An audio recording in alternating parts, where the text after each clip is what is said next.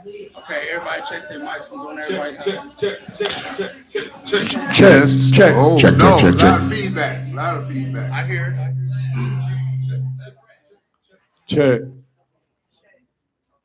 Chantel's not on. Check. There you go. Are you? Yeah. You? Dave, I'm looking at you now. You know that, right? Gerald ain't here, so it's me. All right. Lakaya, you ready to go? Hey, gonna be a showdown. Hey.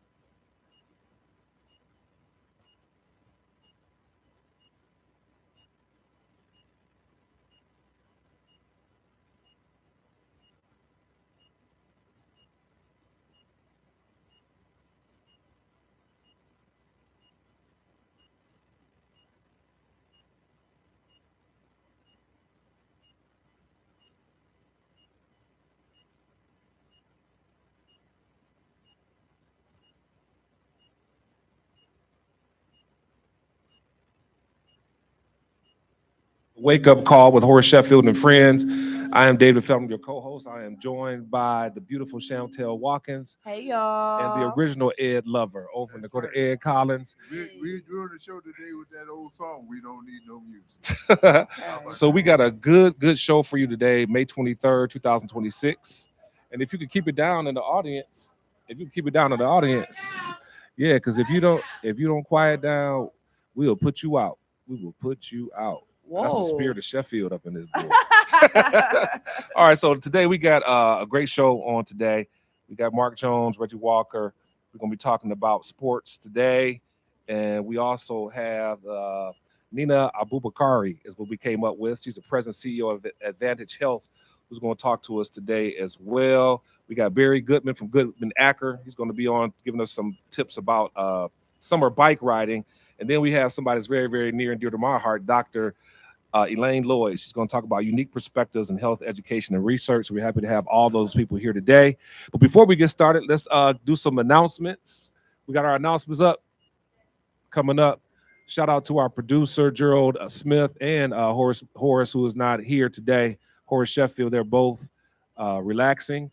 We're praying for them as they enjoy that time. So we got, what's our first one, Chantel? What we got? Yep, we got the Motor City Makeover, which is next Saturday, and this is a part of the city's makeover program. It's from 10 a.m. to 1 p.m. So right after the show, we're gonna start right next door at the Old New Destiny 12000 Grand River. That's 48204, and that's next Saturday. We're gonna be planting trees. We're gonna be planting flowers. We're gonna clean up the neighborhood, and we're just gonna make it super pretty over here.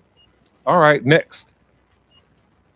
All right, we got our movie night at the Bridge Center. Everybody knows our Bridge Center is down the street, 9820. Did I say it right? 9928. Thank you, 9928 Grand River at Livernois. It is movie night at the Bridge Center. White with Fear, a documentary, and this is featuring our own, but it's not all him, but he's a part of it. Dr. Sheffield is going to be in that, and we're going to be showing that on June 3rd, 2026. Is there a time on there? 5:30. Yep, 5:30, and then we'll be showing it at 6:30. So again, you can go to Event Noir to get those tickets. It is free, but we need to know how many people are going to be there. So we need you to go there, and we need you to register. Next. Chantel. Yes, so we have our entertainment series. You know, it's free all the time. This next one is Wednesday, June 10th. And we got Ashley Larry himself, Donna Rawlings with Alicia Bridges. You can go on Event Noir and RSVP and get your free ticket. Next. All right. Calling all talent. Detroit's Talent Showcase is going to be hosted by our own T-Bar. T-Bar is doing great things nationwide. And you can get cash prices up to $2,500. Everybody say up to. So don't be up here because you won talking about I want my $2,500. It said up to 20. So that could be $2 or it could be $25 or $2, depending on your talent. That's June 18th. That's a Thursday, June 18th. Come on down again. That's down at the Bridge Center 90. Dang, why can't you remember the name? 9928. 9928. I'm tripping. I've been saying this for I don't know how long. I'm tripping, y'all. All right, next. All right, these ain't no jokes. This is your health. We have Earthquake. You know, Earthquake is always so amazing. And this will be at the Bridge Center 9928 Grand River, Detroit. And the date is July 22nd at 7 p.m. But for this one, to get your free ticket, you have to download the Big Heart app and join the Davo community. If you don't have the Big Heart app yet, you can use the QR code. You can also, you know, whenever you see me, I'll show you how to use it. And you join the Davo community. All right, next. All right, Detroit's Community Entertainment Series at 9928 Grand River, September 16th. We got Enzima with Florida Strings and Lynn Roundtree. Ladies and gentlemen, these are wonderful, wonderful events, and they are what? Free. Free 99 for the $5 discount. We want y'all to come in. If you can't make it downtown, you ain't got to pay for parking down there, you know, all that. You come down right here in the neighborhood. I stopped saying hood. It's the neighborhood. We want you to come. We have a good time. We have quality entertainment. It's for the 5-finger discount. Free 99. Everybody say this. If it's free, it's for me. It's for me. All right, next. You got some good saying. That's it. Period. I know that's Is that it? Mm-hmm. All right, let's give a shout out to our producer who's not here, but Dave Strong is over there helping us out. And Lakia, what's Lakia's name? Lakia Neal's doing a great job. Give them a hand for them. Yes, everybody. All right, we would ask. I do got an announcement though. Go ahead, Flo. Okay, next Saturday, y'all, we have our free store, the Davo Free Store. Okay, it is from 10 a.m. to 4 p.m. It's going to be an outdoor market next Saturday, and everybody gets up to 10 free items. We have new stuff, we have gently used stuff, we have clothes, we have shoes, we got juices, we'll have food. We'll be serving hot food from 12 p.m. to 2 p.m. This is a way for our community. You know, we know gas is about $5. You know, it's very expensive.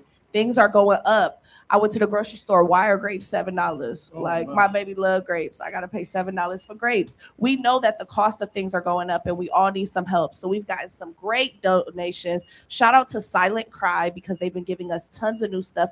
There'll be Victoria's Secret bras. There'll be socks, all types of stuff. And all this stuff is new. So we have all this stuff. It's completely free. Every individual, not family, every individual gets up to 10 free items, and it's great. We're gonna have a DJ.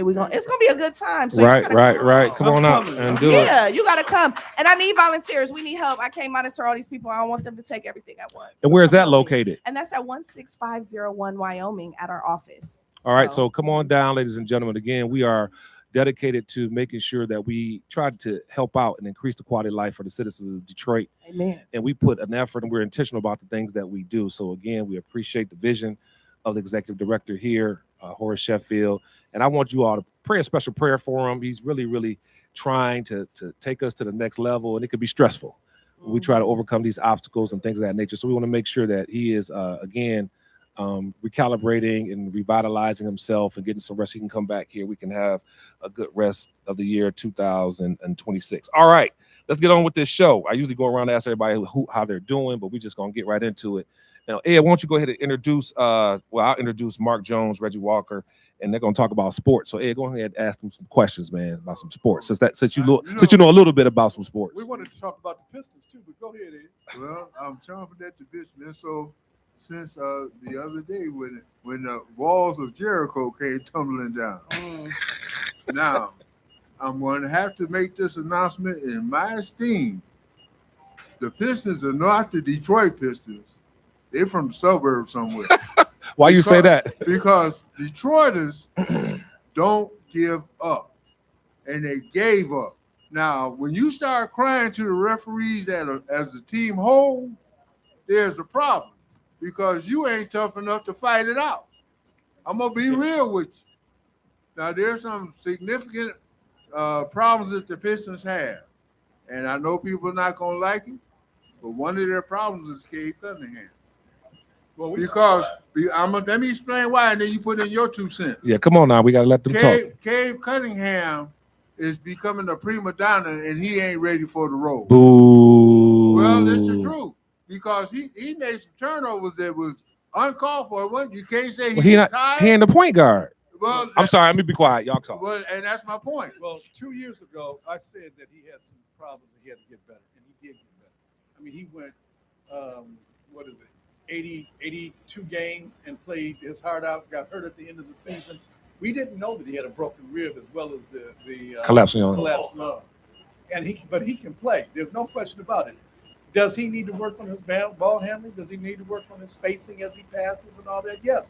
But they also need to put the ball into somebody else's hand. We need a point guard. Allow him to do. We need a point guard. Well. We need a point guard, and he needs some help. And he needs a shooter too. He needs another shooter, and he can't do it all. Reggie, I'm gonna say this one thing, and I'm gonna try not to say nothing about the Pistons. Any win that they had after they won the 60 games, we win it. So I respectfully disagree with Ed about them giving up. We had half a team. We don't have no experience. Everybody talk about Jalen Duren and all that. He's 22 years old. He immature. He ain't no beast, none of that. So again, when they lost, I was like, good job. They did, because I had no expectation. They won 60 games. And the playoffs is that's a whole different league. That's a whole different tournament. Well, I did expect them to do better in the playoffs. Well, and all I'm saying is this. Cade Cunningham carried the whole team. Yes, he did. He ain't LeBron James. He needs some help. I'm done. Try to be. Well, you know, the other part about it, I look at the overall performance of the general manager, Langdon.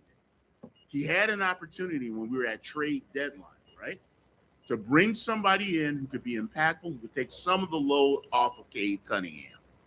He stayed the course and said, you know what, let's see what this young crew can do. Everybody and Ray Charles could see that, you know what, at the end of the day, Cade Cunningham was going to need help.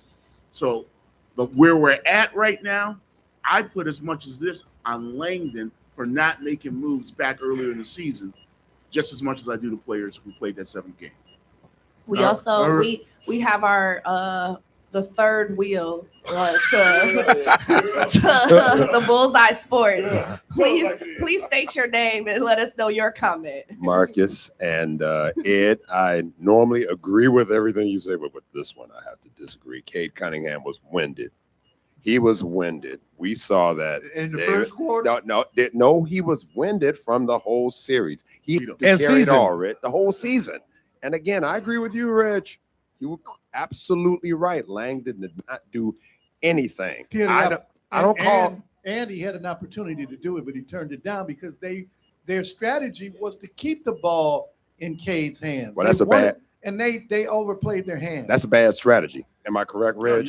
I mean, now, correct. Should they have won the series against Cleveland? I thought they should have. Now, again, we go through the series. I thought they could have. Well, they should have. If you win game 5, Reg, am I correct? You're supposed to win the series. Now, regardless of the referee call, we all know Detroit doesn't get any calls anyway. Forget about that. I thought, were better than Cleveland, as being proved in the Eastern Conference Finals. New York probably had a little sweat saying, thank goodness we don't have to play Detroit. Now, New York is playing better right now, Mark. Agreed. But it would have been a tougher series. This is going to be a 4-game sweep. New York's sweeping them in 4. Period. Go Sports. Thank you, Marcus. I went to 3 playoff games and I had a really good time, and Dre had a good time. So go Pistons. That's my so commentary. in terms of the their success, we talked about that a little bit. Let's just go ahead and talk about the finals. Who you got in the finals? Reg, Mark. Well, you know what? We put it out there last week. I had the Pistons in San Antonio, but at this point in time, that Oklahoma City team just looks unbeatable. I mean, they can do everything well. It doesn't matter who's injured. you know what? Next man up. We got you. They got the best bench. They got the best team in the league. They can match up with anybody, big, smalls, whatever. And they got a good coach too. And they're going to be better next year. They got good. Their general manager is he's the personification of every general manager in terms of the years. What they got six first round picks through 2030 something. Yeah, he's as good as they get. Yeah, that's a beast move. Y'all, we got the fourth wheel to Bullseye Sports now. It's Sports on the Mark. Sports on the Mark. I'm sorry, I forgot the name change. I know That's that's right, right. that's right. I know that's right. Yeah, finally got up here. Come on, man. Say what you got to say. But what I got to say is about the Pistons, that Cade not only had, the lungs, he had a broke rib. And yes, they got to get some shooters. But for them to win 60 games and make it to the second round and go to the seventh game, that's progress. Yeah, progress. It's progress. That's progress. Since 2 years ago, they only won 14 games. Thank you, sir. That's my point right there. That's You know, like I'm like, thank hey, you, sir. We winning. And Thank Ed, my man, but Ed, you too hard on Cade, man. No, I think I'm gonna Cade. be hard on the whole team. I think Cade's Yeah. got to. He got It to ain't improve. just Cade. Cade, of Cade's course, got to improve. he's going to improve. Yeah, there's things he can do better. One thing, I'm gonna be quiet, but one thing I like what the general manager said.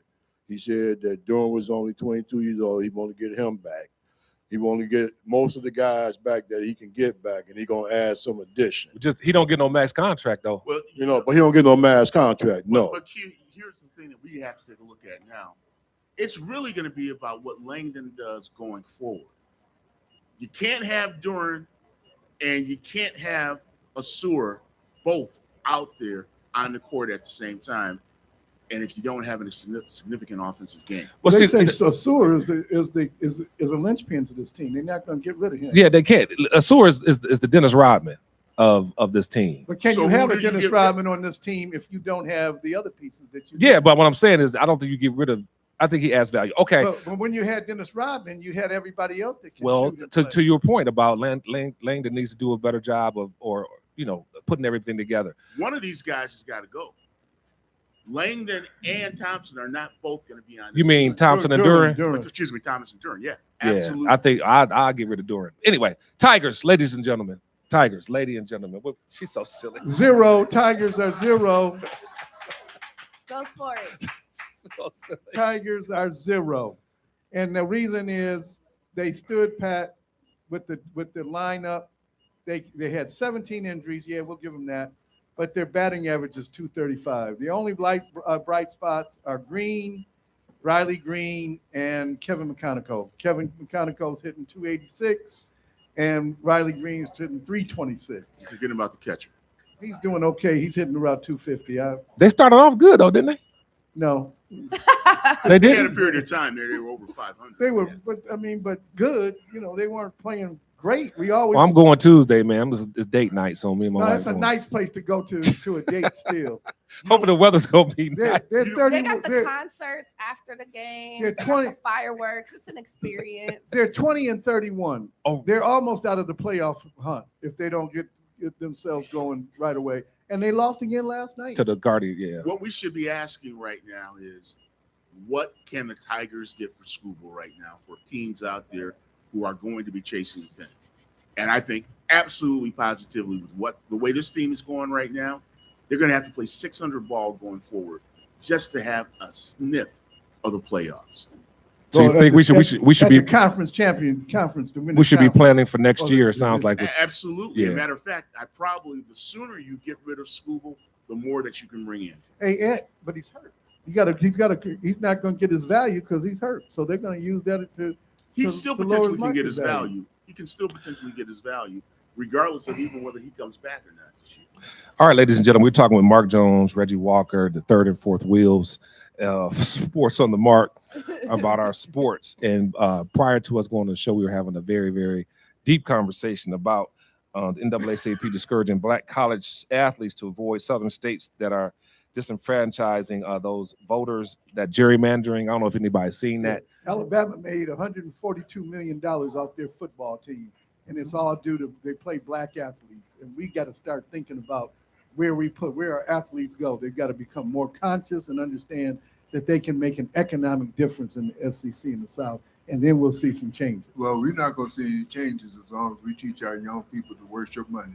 Because as long as Alabama is giving them their money, they're going to say the H, or whatever the rest of y'all thinking, I'm going to get the money. But they can come up north. Ain't no come up north. They're going to go for the money. So that means we're lost then. We don't have any Until power. we start raising our children correctly, that's a problem we're going to have. How come we could do two things? We could raise our children correctly. We could raise more money at other schools so we could recruit them. Look here. And we talk did about a whole lot more with a whole lot less what we have. Yeah, now. times have changed. And I think times don't change. You better look around. But I like what the NAACP is doing, creating awareness that we do have a choice and we do have an option to make this change. So, and sports has always been a part of the movement. So, Reg, I was privy to a conversation about how the NIL thing is affecting smaller schools. Now, we talked about smaller schools, but I never thought about how it's affecting HBCUs. And so you might, and Rick Mahorn was just really talking about how you got a young man that's doing really well at Hampton, killing the game, but then Michigan sees him, they're like, we're gonna give you. They ain't got to give him $1 million. They give him $50,000, $250,000 to come play for us. So, what about that? That's the first question. Then also, too, these old dudes, 25, 26, 27 years old, taking up spots for 18, maybe through 22-year-olds that should be playing in the league. You see what LSU is doing, Red? What's that? They're getting all old guys. Oh, they got Ed Orgeron to come back. They're getting a whole bunch of them, 10 guys on the basketball team to come back and play basketball that are old, been in the pros, old dudes. Yeah, I think ridiculous. one of the things the NCAA is looking at is that they're going to cap you out at 5 years. You've got 5 years from the date of your high school graduation to complete your enrollment at whatever college may be. Mm-hmm. All right. So gone are the days where, you can have a kid who's 23, 24 years of age playing because he got 2 years of red shirt, one as a freshman, one as a medical. They're saying, no. 5 years, do what you got to do in 5. Do what you got to do. Yeah. You know what? Whatever transfers you're going to make, that's it. And they got 36-year-old kickers. Well, you know what? Back in the day, you had one season the red shirt. That was it. Right. That was it. Yeah. And if you transferred, then you had to sit out a year. So it wasn't no multiple transfers in your whole college career. You was done. You transferred 3 times. You wasn't no more playing. Here's the positive side, though. With the number of kids who are recruited out of out of high school, that whole paradigm has changed now. All right. It's all about what you're going to do as far as NIL, what you're going to do as far as that transfer portal is concerned. However, what it does mean is that kids who ordinarily would have been going to, the SECs, the Big Tens, the Pac-10s formerly, right? Those kids are filtering down at least to start their career off at HBCU schools, at MAC schools. That's good because it gives a kid who maybe came on a little bit late as far as high school is concerned. A chance to develop.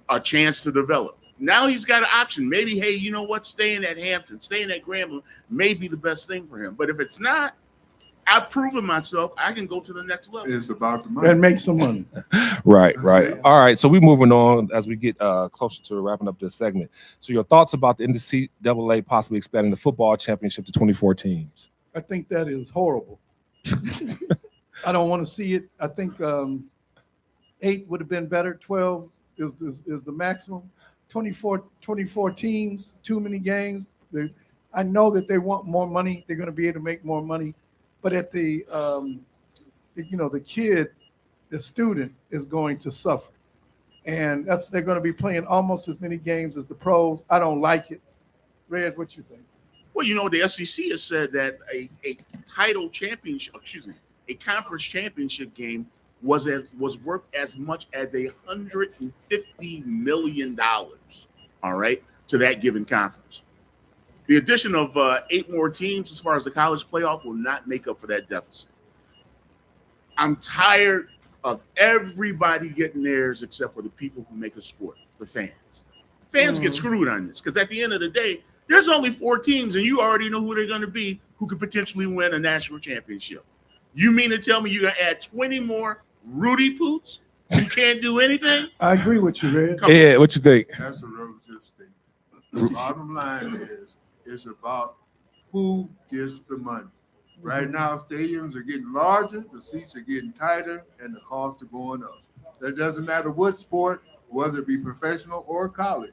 It's about the money. Let's just be real. And the other thing I don't like about this is look at these TV channels, this streaming. I hate watching. Where's the game today? I have to chase down Where's the game where on it? watching No, stuff you is. have to pay now. I Where you used to hate- watch for free. That is making me not watch sports. Yeah. I'll find a movie. I echo your sentiments, man. I'm going to sleep. I'm like, and I don't know if it's my age or if I'm just not into it anymore, but I'm the same way. I'm like, I'll watch a movie. I'll go to Peacock to look for the game. I'm like, or Prime. I'm like, I ain't seen this. I start watching And the movie. I watched the rerun. Well, not the reruns, but The recap. highlights. Yeah, The 15 minutes of the game. Now I got the game. I can come on the radio And talk about it. Yeah. That's exactly what I do to stay relevant. So do you guys think that a lot of the decisions that they're making, whether it's, expanding the championship, having all these things on streaming, do you think in the long run it's going to have the opposite effect of what they're predicting right now? There's no question, because one of the biggest issues that they have right now, Chantel, is that the number of young fans who are following the game, whether it be baseball, the NFL, college football, they're dwindling. All right? Mm-hmm. These kids have found other interests other than sports. When we were growing up on Saturdays and Sundays, there's one thing for you to do. That was to watch the NFL or watch that given sport. You watch Soul Train. Mhm. That's gone now. Well, we don't have Soul Train, so yeah. I think one of the biggest things you were talking about, young people like to tailgate or like hang out while the game is just kind of in the background. It kind of doesn't even really matter like who wins or loses. You wear your team stuff. It's like, It's a not a gathering big point. yeah, it's a gathering social experience, a social event to be around. People aren't as invested. And I think it is because like you got to chase it down. You got to see if it's on Netflix, Amazon Prime, Peacock, if it's on cable, like there's all this different stuff. And then tickets are outrageous. People go on Ticketmaster, they buy 50 tickets and then they upsell them for $200 more and everything. Like it's really Yeah, ridiculous. and people they say they're not buying gym shoes because the NBA players are buying them. So when that starts to happen, and that's because they don't know who's playing.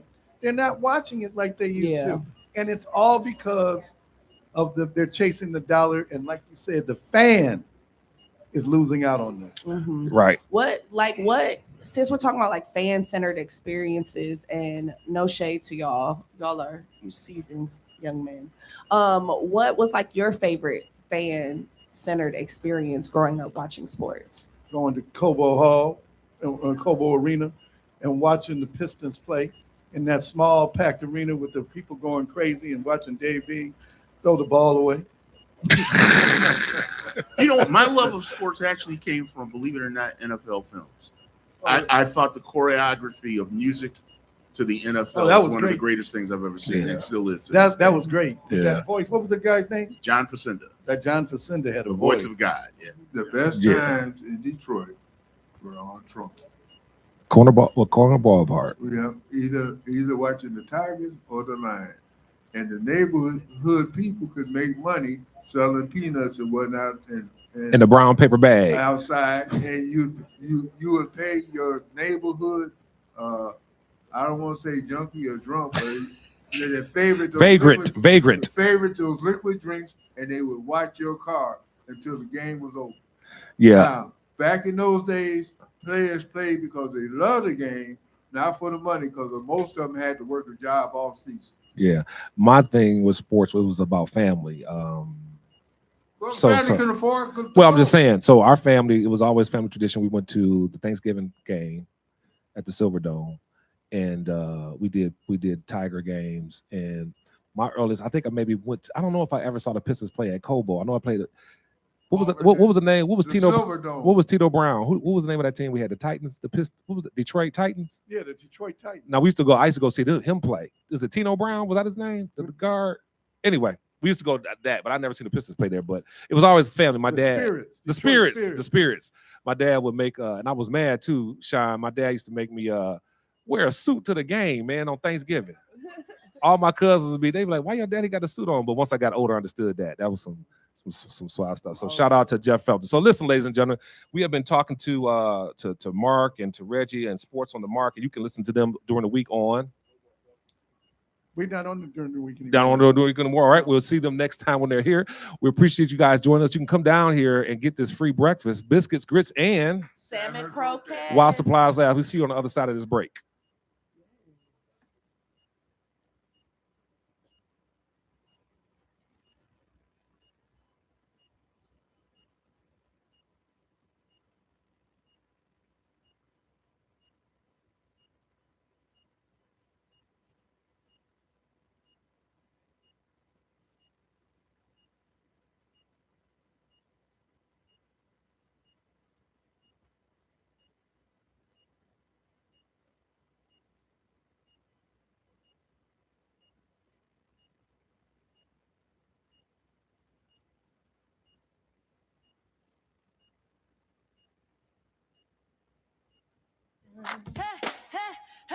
Here's the wake up call with Reverend Horace Sheffield. Rise up, wake up, let the truth be told. The wake up call.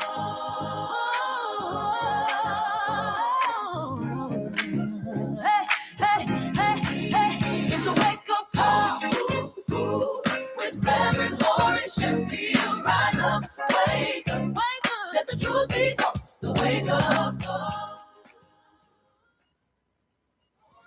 Hello, everybody. This is your girl, Erica Alexander, and every Saturday morning, I get my wake-up call with Reverend Sheffield. Make sure you go on and get some of that. All right? What is that?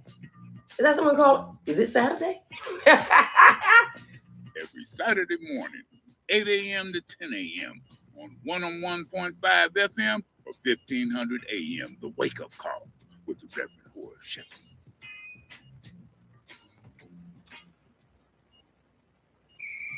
Hey, what's up, y'all? It's your man Mike Epps, and I get my Saturday morning wake-up call from Reverend Sheffield.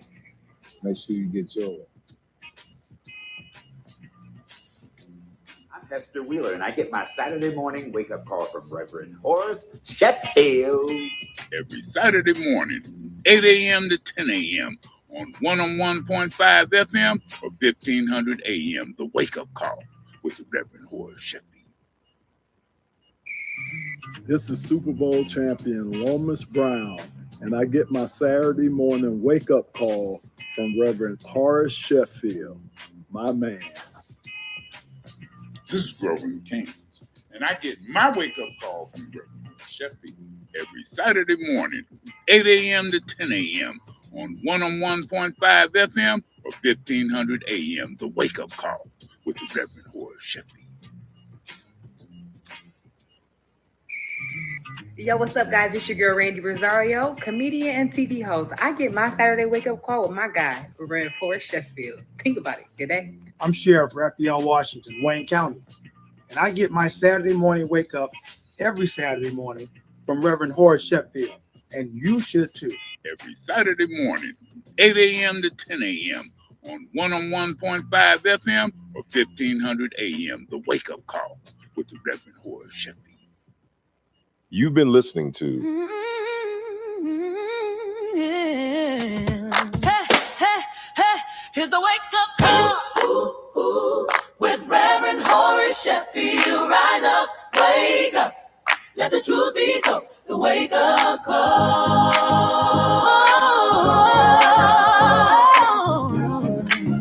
Hey, hey, hey, hey, it's the wake up call with Reverend Horace Sheffield. Rise up, wake up. Hello. One check. Hey, good morning, everybody. You are listening to the Wake Up Call with Reverend Horace Sheffield and friends. Clearly, it's just friends. The good Rev is out, enjoying himself. Our producer, Gerald Smith, is also absent, but it's because they are getting their rest. And what we do encourage here is rest, because rest is resilience. So we have one of our best friends of the show here today. We have Barry Goodman from Goodman and Acker Law. He's one of the co-founders. He's like family, not only to the show, but all of us. He stays and answers legal advice, questions, and everything. How are you doing today? I'm doing great, Chantel. That's good. That's good. So It's warming up, not today. I wouldn't ride my bike today, but you're here to talk to us about bike safety so people know their rights. Tell us about how May is Bike Safety Month. Well, May is Bike Safety Month, but I want to go back to the fact that I was sitting here like everyone else listening to your last show, and I want to tell you it's not the Ticketmaster charges, but when years and years ago, when I've never grown up, I just grow older, but I took my children, my wife, Exactly. and you go to a game and it doesn't break the bank.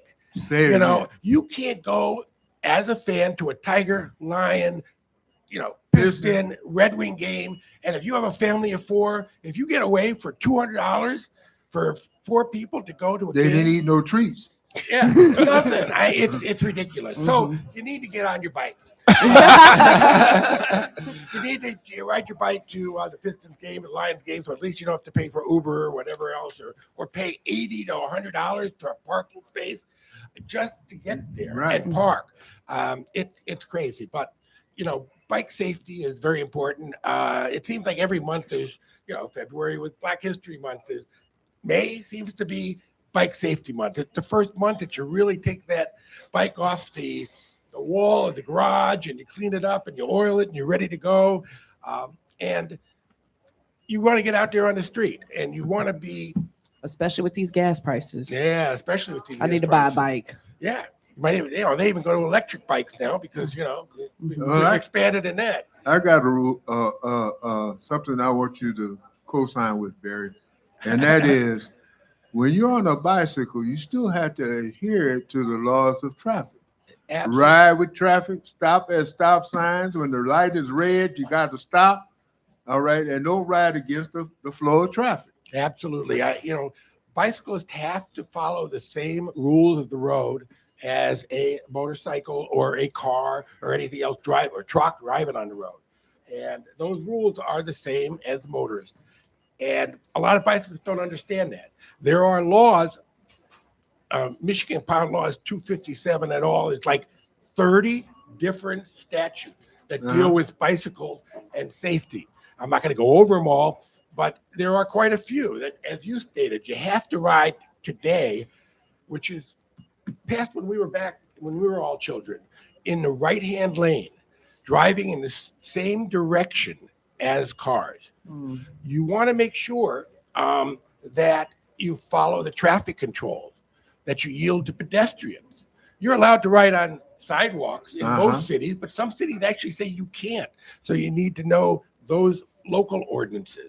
And riding on sidewalks is sometimes more dangerous than just riding on the right side of the street, because our sidewalks, at least until our mayor, Mary Sheffield, she's up there doing sidewalks all over the city now and making them safer for people who are riding bicycles, because you're riding a bicycle down a sidewalk and a tree had uprooted, one of the slabs by 3 or 4 inches, and you're landing on your head on somebody's front lawn. Yeah. So you have to be careful of that. The number one problem with being safe on a bicycle is driver inattention. You have to make sure it's a law, just like a motorcycle. You got to pay attention to your surroundings and know what's going on. You have to look down at the road where you're driving, so you miss a pothole. You have to look right, you have to look left, keep straight ahead. The law requires 2 hands on your handlebars. Don't start waving to people unless you're making a turn or you're stopping and you use your hand signals, which you should do. So no texting while you're riding your bike too. No texting. Hey, Barry. So again, ladies and gentlemen, we're talking with Barry Goodman Acker, attorney. We're talking about bike safety. One thing I didn't get to lift up in our last interview on Thursday was the new e-bikes. Yes. And I see a lot of these e-bikes, they go up to 35 miles an hour. I heard they can make them go faster than that. It's been interesting to me to see a lot of the e-bikes on bike paths, driving or riding fast or things of that nature. What safety measurements or responsibility or culpability do they have? Well, they have the same as a bicyclist or a motorcycle or a motorist or a truck driver. You have to follow the rules of the road. They have to be a little more careful. They can't change it legally to go fast. So they're not flying, but clearly they're not working hard. If you wanted to ride a bicycle 25, 30 miles an hour, you're really pedaling. Here, you're just resting. But keep your hands on the handlebar. It's easier to be inattentive on an e-bike because you're not doing the mechanics of riding. And again, I'm basically, you know, I know they have the assisted riding bikes and things like that. But if I'm riding on the trail, this guy come flying past me, but he's got a motorcycle helmet on. I'm like, you know, kind of mad. At least he got a helmet on. At the beginning of that path, is there a sign posted saying no motorized vehicle? But see, they don't. That was my point. Motorized. But that's my point, though. An e-bike is motorized. Is it?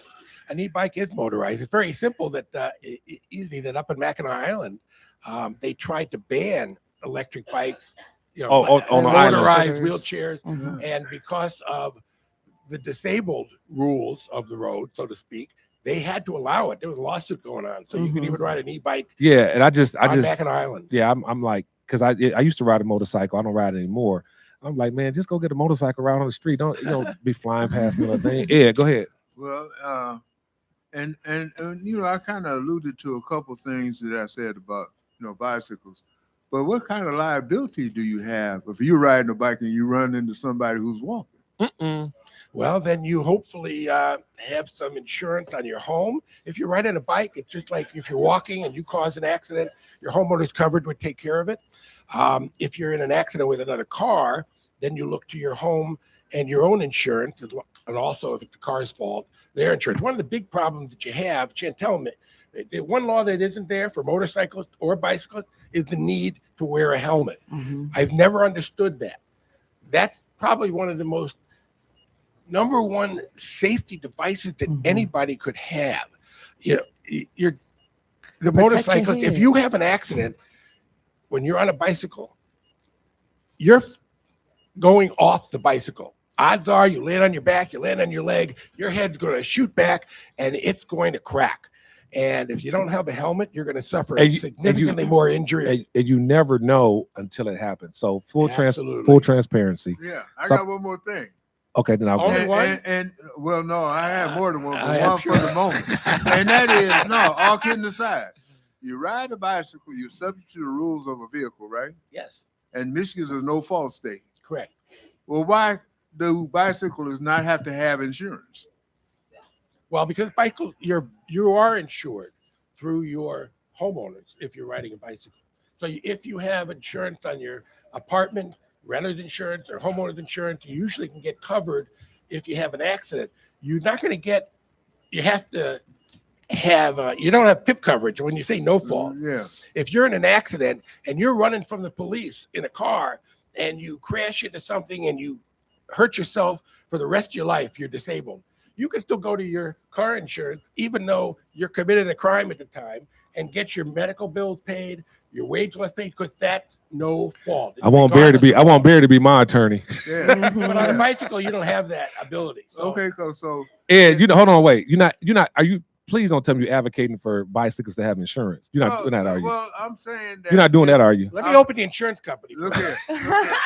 You know, but all kidding aside, these e-bikes, they can cause damage to a vehicle or you. Right.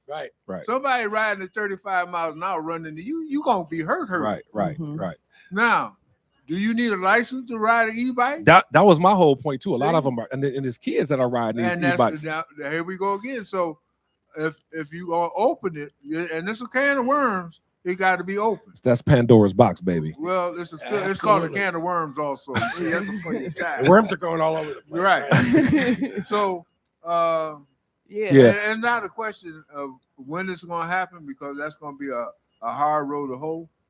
That's absolutely true. And there's, new laws that they're talking about in the legislature regarding, all e-vehicles and e-bikes. The scooters have also been a problem at everything, but there's also many laws to try and protect people with these people. Absolutely. So what is Michigan's 3-foot passing law?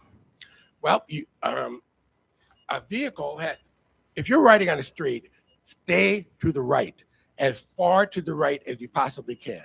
There is a law that says that a car must be at least 3 feet to the left of you.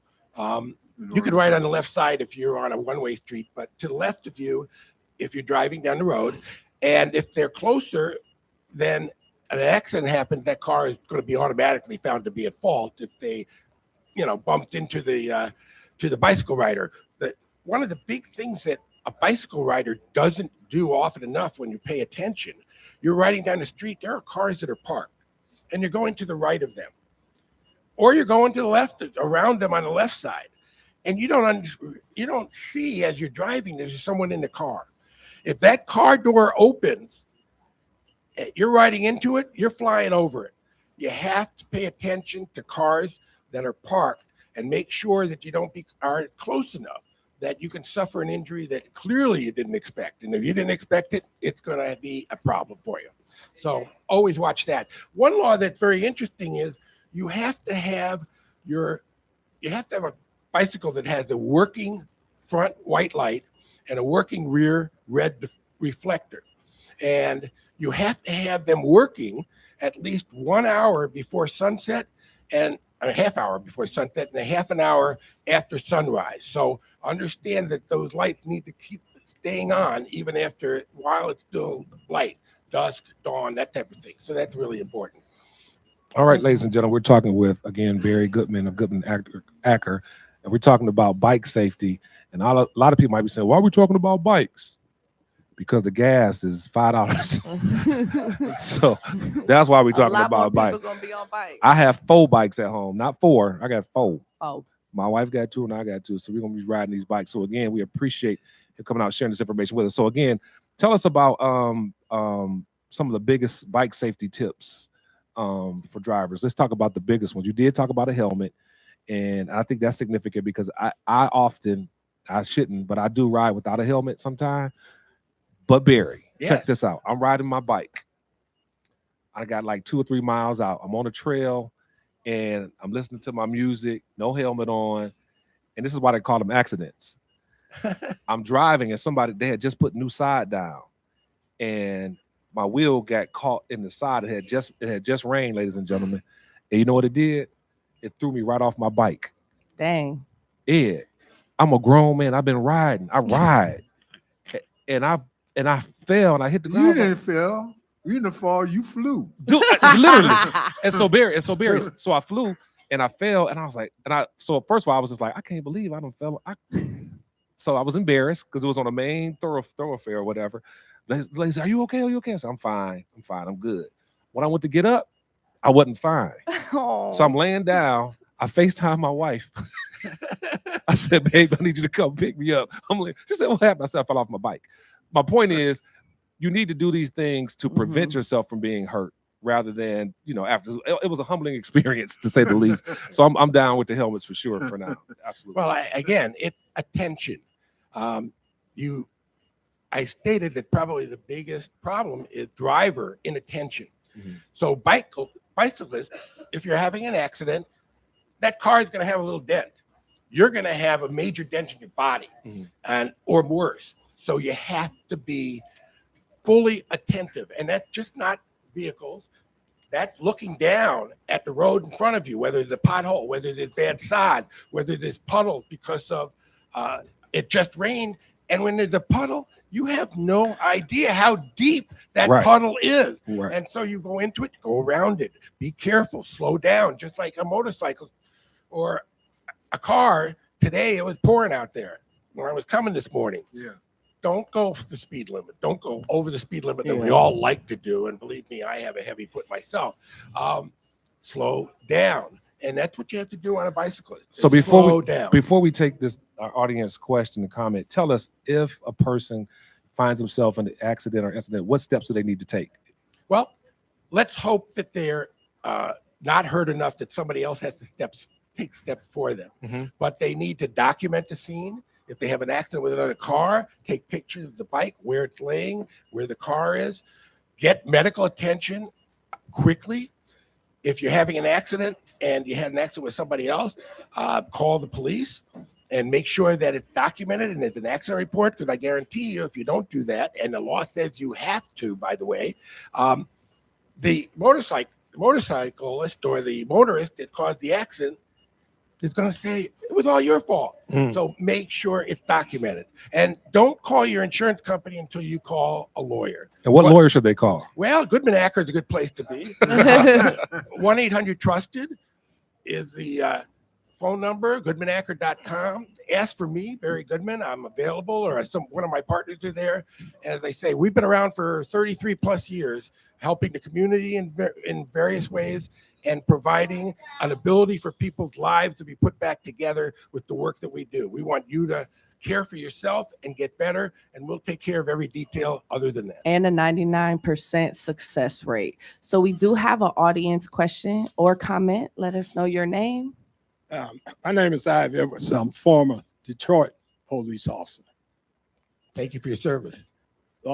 Number one in Detroit, back in the time when I was working and I was a supervisor, you know, in Detroit, you could register your bikes.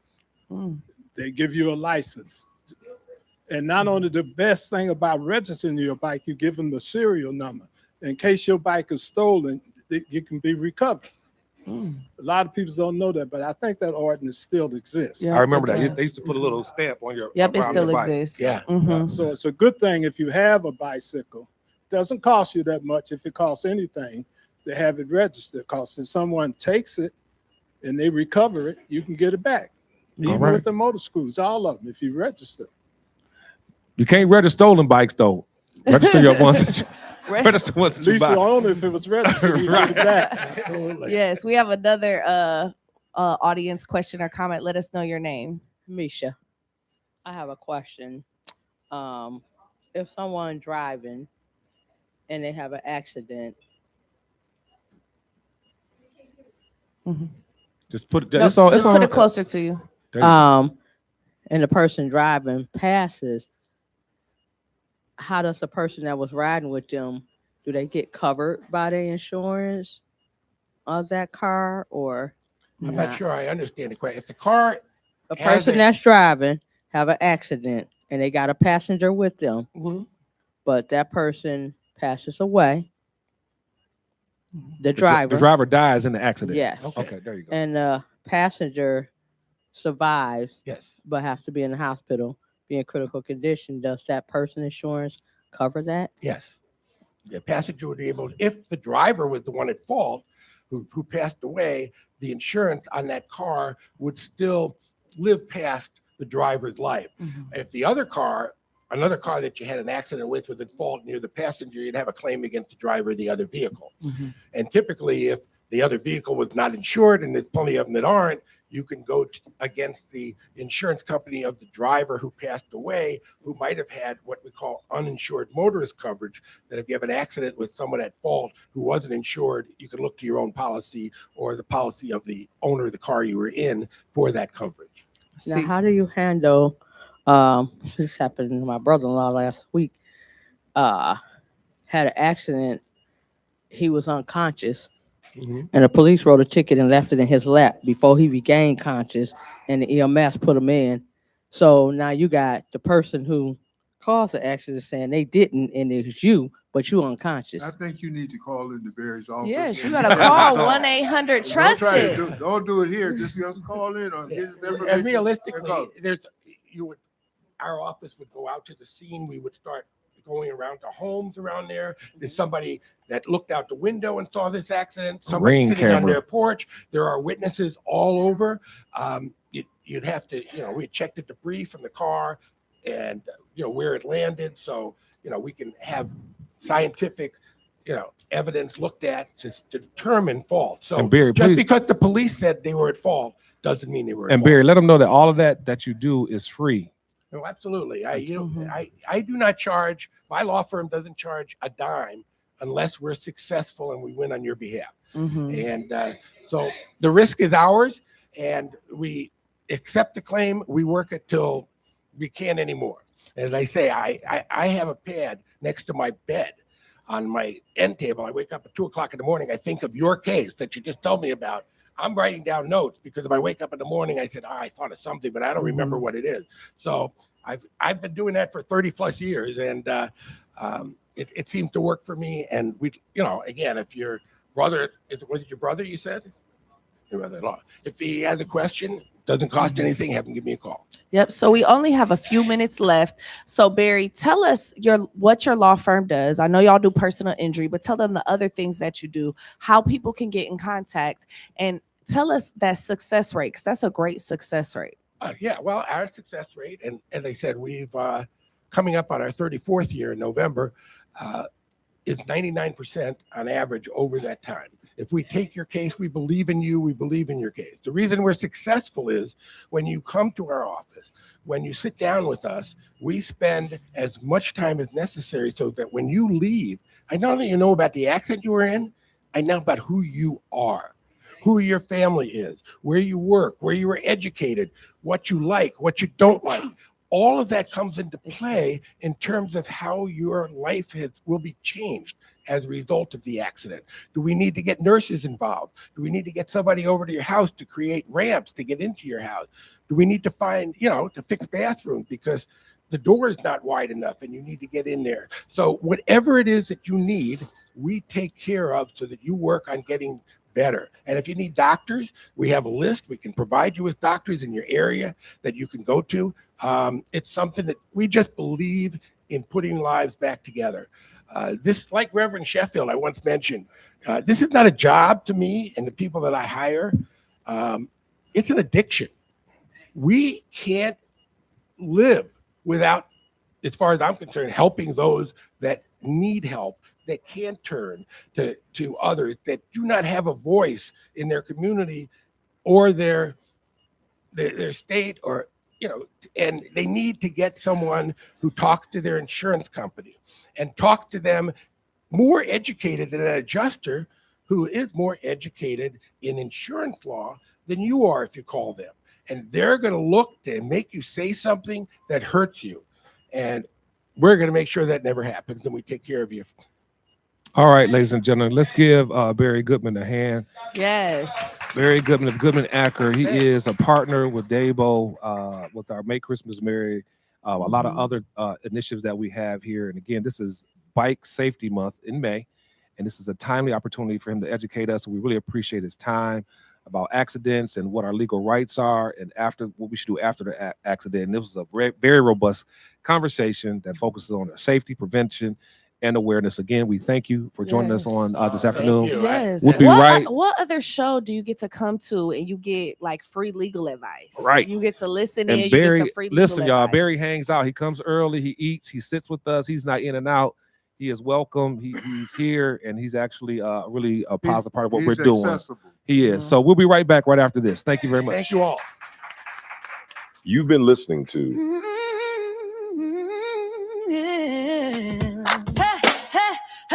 Here's the wake up call with Reverend Horace Sheffield. Rise up, wake up, let the truth be told. The wake up call.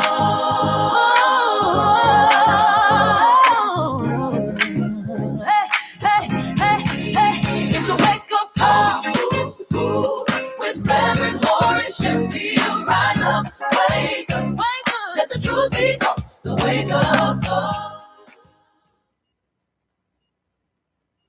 This is Super Bowl champion Lomas Brown, and I get my Saturday morning wake-up call from Reverend Horace Sheffield, my man.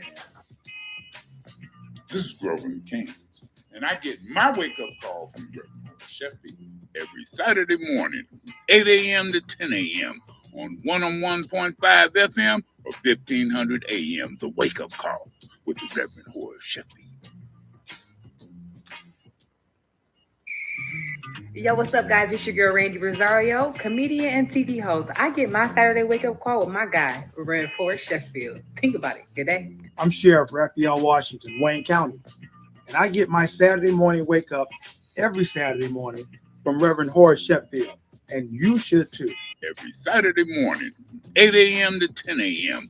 on 101.5 FM or 1500 a.m. The wake-up call with the Reverend Horace Sheffield. Hello, everybody. This is your girl, Erica Alexander, and every Saturday morning, I get my wake-up call with Reverend Sheffield. Make sure you go on and get some of that. All right? What is that? Is that someone called? Is it Saturday? every Saturday morning, 8 a.m. to 10 a.m. on 101.5 FM or 1500 a.m. The Wake Up Call with the Reverend Horace Sheffield.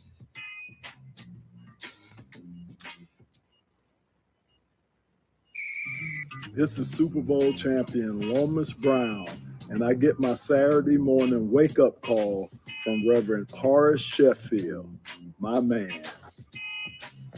This is Grover McCains, and I get my wake-up call from Reverend Horace Sheffield every Saturday morning, 8 a.m. to 10 a.m. on 101.5 FM or 1500 a.m. The Wake Up Call with the Reverend Horace Sheffield.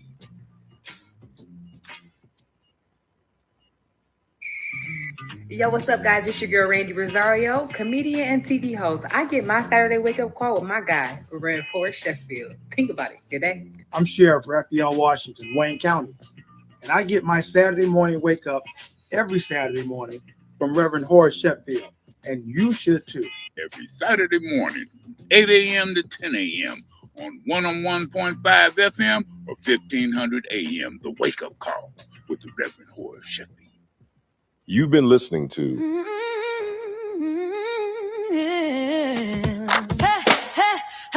Here's the wake up call with Reverend Horace Sheffield. Rise up, wake up, let the truth be told. The wake up call.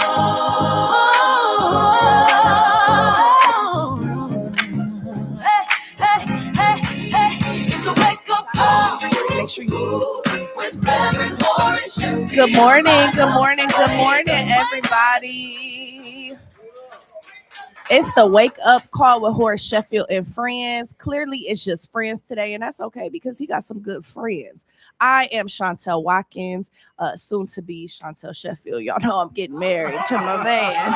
Hold on, let me look real quick. Okay, I'm getting married. So yes, we have a great guest. We've been having a great show. I feel informed right now, and I'm so happy to be informed more. Health is wealth, y'all. We know health is wealth. We have a free clinic right here at Dabo Detroit, and we have some amazing health partners. Now we have this young lady today. This is Nina Abubakari. She is the president and CEO. Let me repeat that. The president and CEO of Advantage Health. And we're here to talk. Yes, that deserves a hand clap. We're here to talk about how does Advantage Health serve the community. But before we get to that question, hello, and tell us a little bit about yourself. Good morning. Yes, so my name is Nina Abubakari, and I am certainly, as you mentioned, president and CEO of Advantage Health, but I'm also a proud Detroiter, born and raised in Detroit. I know that's right. On the West Side, and so I am certainly West Side? in debt to Detroiters and Detroit in general, and certainly happy to be here this morning. And so a little bit about me, again, born and raised in Detroit, went to Renaissance High School, went to U of M, undergrad. I am a very degreed person. I know that's right. I love education. But enough about that. I am, again, indebted to Detroit and Detroiters. But Advantage Health originally started as Detroit Healthcare for the Homeless. We started off doing street medicine exclusively. We would go around and find folks who needed care and deliver it in that capacity. That's a very limited way to give healthcare.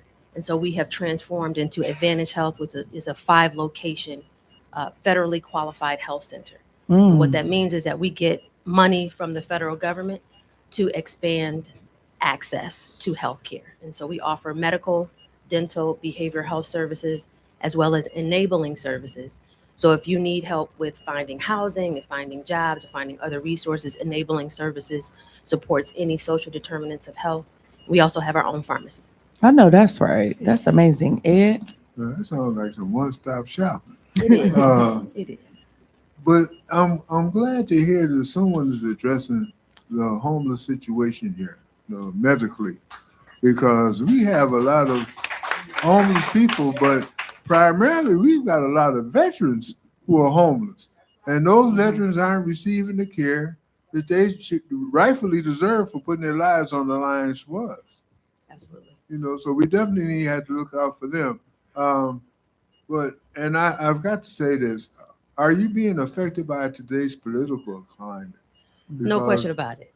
because they're trying to cut back on everything. It looks like we're going back to when I was a kid and you had the signs up and you couldn't drink from this water fountain or eat in this restaurant or ride on this bus or sit in this seat. So, well, I'm gonna say it like this: my hat's off to you for keeping the doors open. Amen. Absolutely. Thank you so much. So Advantage has been around for, actually this year is our 40-year anniversary. Woo! So we have delivered care before Medicaid expansion, before there was support, at least in this level for this kind of care. Yeah. Dr. John Waller is the person who started the organization. And so we have gone through the ebbs and flows of all of the political climates that you're talking about in the last 40 years and have still survived. And so our mission hasn't changed. We still take care of folks who are homeless. We will always take care of folks who are homeless because we believe that healthcare is a right. And it's something that we should all be making sure that is a little bit higher on our priority list. I think people relegate health to something outside of what they do on a daily basis. I don't wake up thinking about how to prevent diabetes. I'm gonna be honest with you. But I do wake up thinking about what I'm gonna eat, where I'm gonna go, what I'm doing for the day. And so all of those things can affect your health. And so again, through the political climate that you're speaking of, and I think is so important, we have to make sure that we are taking care of ourselves. And there's a lot of things that we can do regardless of that to make sure that that happens. Amazing. All right. Well, what I was going to ask is, a lot of times we were taught to at least try to teach us that we need to work on preventive measures. Yes. How do you convey that to someone that's homeless? Yeah, it's difficult. Even when they're not homeless, Yeah. It's difficult. But certainly there are some things that we can do for that population that can help them maintain some level of health. When we say homeless, let me make sure that I'm clear. It is not always someone who is exclusively living on the street. Oh, absolutely. Our definition of homelessness is anyone who hasn't had a home and a stable address for a year. So you can actually be in an apartment and have a home or a house. But if you have not been there at least for a year, we consider that to be unstable, and we would consider you to be necessarily homeless. And so, again, it's difficult to do either on what scale of homelessness you find yourself, what part of that scale. But there are some things that we can basically do in a basic sense that can support health. And I'll just give you one. If it's possible, drink water. Drink water. Yeah. There's a lot of stuff that hydration can help. And let me preface this. I'm a lawyer, not a clinician. I'm a public health person, not a doctor. But I do know that being hydrated supports a lot of things when it comes to health. That medication, you still need water, right? All the things that you might need elsewise to support your health. Water is a major component of that. So staying hydrated is important. All right, we're talking with Nina Abubakari. Yes. I got it right? You got it. Come on, y'all. President and CEO of Advantage Health. And again, we appreciate her taking the time to come. One of the biggest challenges I think we have as an African-American community is trust when it comes to healthcare, health professionals, period. How do you convey or how do you build that trust in terms of, especially those who might not be usually, like I go to the hospital, doctor all the time because I am type 2 diabetic. I have a history of heart disease in my family. I'm trying to stay ahead of it. So they say, you always at the doctor. Yeah, so I don't have to be in the hospital. But I want to get stuff checked out. And so how do you do that? How do we remove the stigma and all that? Like, I ain't going to no doctor. They just trying to kill me, give me all that. Yeah, it's a difficult challenge as well. We want to make sure that we employ folks from our community who look like us. And so that, I think, certainly builds trust. From an infrastructure standpoint, we are a federally qualified health center that owns most of our buildings. Period. So I'm not renting. I'm not going to be there today, gone tomorrow. So a part of building trust is stability. And so with Advantage, with our 40-year history, of the 5 locations we're in, we own 4. We're wanting to expand into new locations, but again, if you see me there, I'm investing in the community. I'm not moving. I'm stable. You ain't trying to hit a lick. Right. I'm going to do a health fair. I'm going to do a one-off. I'm going to do and be in the community as I need to be, but I'm always going to have a stable location in the city of Detroit. And we also have 2 locations in Warren where people know we're going to be there. And then consistently. too, education in terms of a person's own health. We often hear talk about a person being responsible and advocating for themselves. And so what we try to do at Dabo is empower people to be able to have conversations with their health professionals. So instead of a doctor telling me, this is how you feel, or this is, that's not, or me saying ouch or whatever the case is, me feeling comfortable enough to talk to you. And so with that, that's why I asked about, do you have health professionals that won't talk over my head? That won't talk about statins and all that stuff. And I'm like, what? But can break it down and be relatable, so I'll feel comfortable. Yes. In that aspect. So one of the biggest, and I just think Black folks, if I can just be brief, be honest, we're relational, and so you basically got to build a relationship, else you can't tell me nothing. So I gotta, how the kids, how whatever, then go in there. So the curse of being a well-educated person when it comes to being a doctor is that you want to talk on a doctor's level. Right. And so it's difficult for people who aren't physicians, which is I'm included, to maybe understand all of the language and all of the lingo. So I understand that. That's one challenge. But the other thing is, in Detroit, we have a literacy issue. And so when it comes to literacy overall, what my last understanding of the last stat is that Detroit is about 50% literate. Yeah. I don't know if that's exactly that's a lot of true. grace. That might be. But when it comes to healthcare literacy, it's even lower. And so all of that, right? Yes. And so we try to make sure that our reading material is on a 5th grade level. And we somewhat been criticized for that, because the question is, for somebody who's college educated, why would you want to speak to them or have literature that's on a 5th grade level? Because you might offend them. And as a lawyer, you could never offend me with language. Right. You need to make it as simple as plain as possible to make sure that I get it. There's a lot of research that shows that people who even are educated, if you're under a high level of stress, there's certain language and words you're just not going to get. You're just not going to understand. Keep it you simple. need to keep it as simple as possible. Right. So we stress that at Advantage Health, that we communicate to our communities in a way that they can understand. And I want to make sure that I'm clear about this, even when it comes to one syllable words like diet. I think that diet means one thing. You might think diet means something else. You might think diet means something else. And so we got to make sure that we understand, even when it comes to simple words, that we're speaking the same language. And so what we do is called, a teach back method. So I'm going to give you all this information and lingo and language that I think is relevant to you and important to you. And then I'm going to say, explain to me in your own words what I just said. And if you're not repeating it to me in a way, not using the same words, but just repeating it to me in a way that you understand it, or I can correct that understanding, I know you didn't get it. So I'm going to have to explain it to you. And that's the sensitivity that I'm talking about. And then you can ask this question. You can come next, Chantel. Is a lot of physicians lack the sensitivity. Yes. And I had a situation where I was in the hospital and I was having surgery, and the doctor came in and she was just so dismissive, and it was her whole hookup just had me offended. Yeah. She came in with her Starbucks, literally, with her assistant, and she looked at my chart. 2 minutes, looked at my chart. So and so, give him so and so and so and so. I was like, hold up. And so she had an attitude. I said, I don't even want to talk to you. I'll talk to your assistant. Yeah. But the thing is, I told her she needs some professional development. You just can't come in. You're talking about somebody's life. Yeah.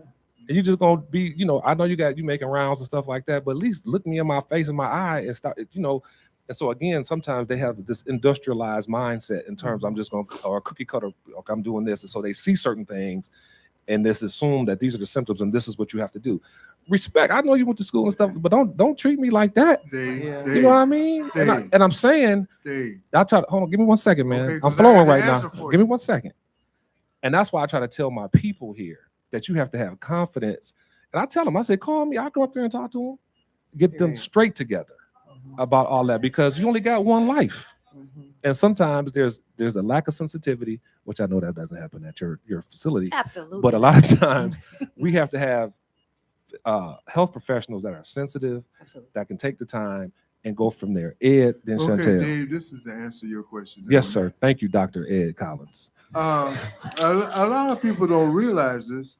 In the present company, I'm not including you, so including you on this conversation. But when you go to the doctor works for you. Okay, so if your if you go to your boss and you start talking stuff and your boss don't understand, you better speak in a language that they do understand, or guess what?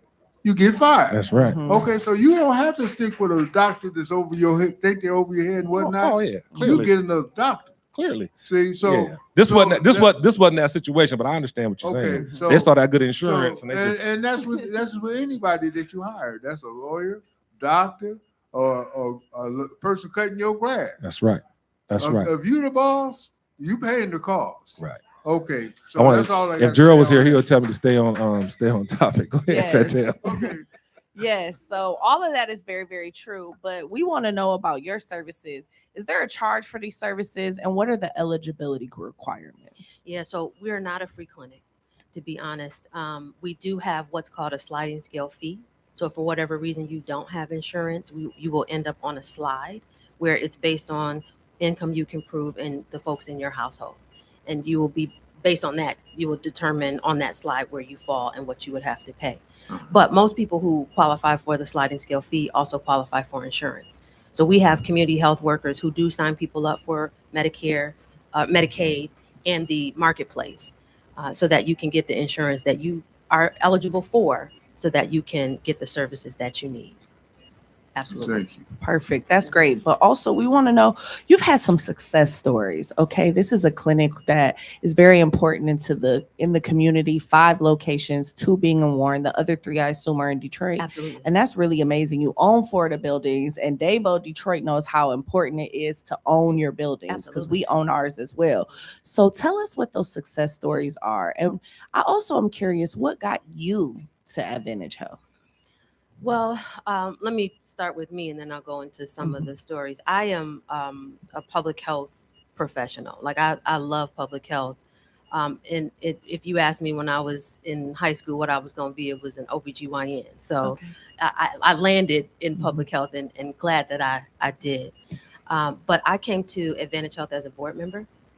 I was asked by another board member to join, and I did that. And then throughout that succession was asked to be interim executive director, and then became permanent. So my perspective from the vantage point is from a board member and from the operations side. And so that's a very interesting dynamic, because at first I was doing governance, and now I'm doing operations and making sure day to day that everything is running the way it should. But there's so many success stories that we have about our patients either advocating for themselves, as was mentioned earlier, or our providers advocating for patients. And I can maybe talk about a few of them in general. That we had patients that come in, or a patient that came in who brought their child and was irate in the lobby and causing commotion. Come to find out, this woman was in need of housing, of clothing, of money to get food. And our staff stepped in and made sure that she got what she needed. We keep closets in the what's called a Oasis, Hope's Oasis, in our clinics that has donated clothes that are clean, donated supplies for patients who are in immediate need, that we can make sure that we supply them with. A lot of times when it comes to issues of public health, or I'm sorry, mental health, it is because people are in need of service immediately and do not have a way to get the things that they need. And so again, as you mentioned earlier, we want to be a one-stop shop to where we can fulfill all of those needs that patients have. We've had other stories of where parents, a woman brought in her daughter, and she wanted to have her daughter get the depot shot because she thought that she was having sex and did not want any more children in the house. And the daughter was like, I'm not doing that. I'm not, I don't know why my mom is acting this way. I'm not having sex. The doctor pulled her to the side and said, let me make sure that this is something that you want or not. The daughter said, I don't. And she had to advocate for the child, even though she was 14 or 15, to say, I'm going to make sure that this daughter has advocacy and accountability for herself. I'm not going to give a child a shot for a depot when it's something that she doesn't want. That parent took that child and went somewhere else. We advocate for our patients. We believe in our patients, even when they're children, considered children, to make sure that they can advocate for themselves, ask the questions that they need to ask, and get the care that it is that they need. I had another patient more recently. This was another young girl, multiple STDs at 14. And so we advocated and made a report to Child Protective Services to make sure that she was getting, now it's a suspected case, you know, but there's no way a 14-year-old has multiple STDs without her being abused. We make reports to make sure that CPS can investigate that and follow up and do the things that need to be done. We've made elder abuse reports as well. We advocate for our patients in our communities and make sure that, again, not only are we providing the care that they need, but if there are other outside resources that can support our patients wherever we find them and however we find them, that we do that. That's fabulous. Yeah, advocacy for the least of them, the elderly and the children. Absolutely. Making sure that they get what they need. Ed? Yes. If needed, how can we find your facilities? Because Detroit is big. It is. You know, so we need to know where you're located or where your particular hospitals are located. You say you have 5, or if not, can you give us a means of contact, say a phone number or I'm gonna give you address, email address, or Be careful with the information you give Ed too. He'll pull up. I want you to pull up. Please don't start. Don't get him started. Grace Jones had a song about that. Pull up to the bumper. Okay. So if you want to get in touch with Advantage, there's several ways to do that. The first is our website. It's ahdetroit.org, AdvantageHealthDetroit.org, ahdetroit.org, or you can call the phone number 313-416-6262 to make an appointment. Can you repeat that for us? Absolutely. Nice and slow. So the website is ahdetroit.org, and the phone number is 313-416-6262. There's profiles of all of our providers on the website. You can request an appointment with any of them. There are times that they're available on the website.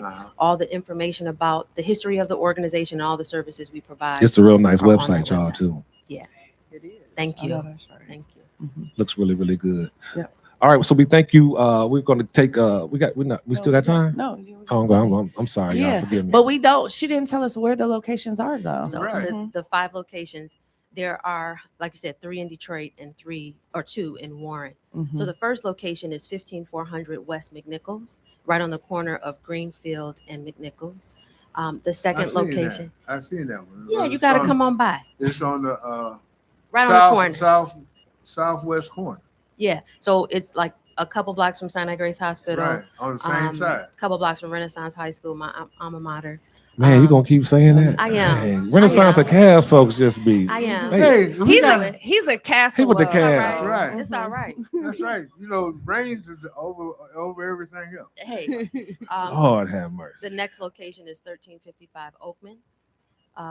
And that's right across from the Focus Hope campus. It's an old Focus Hope headquarters. We turned that into a clinic. Very nice, too. The next location is 101 East Alexandrine. It's right across from the Detroit Medical Center's adult campus, or the Harper Hutzel Hospital area.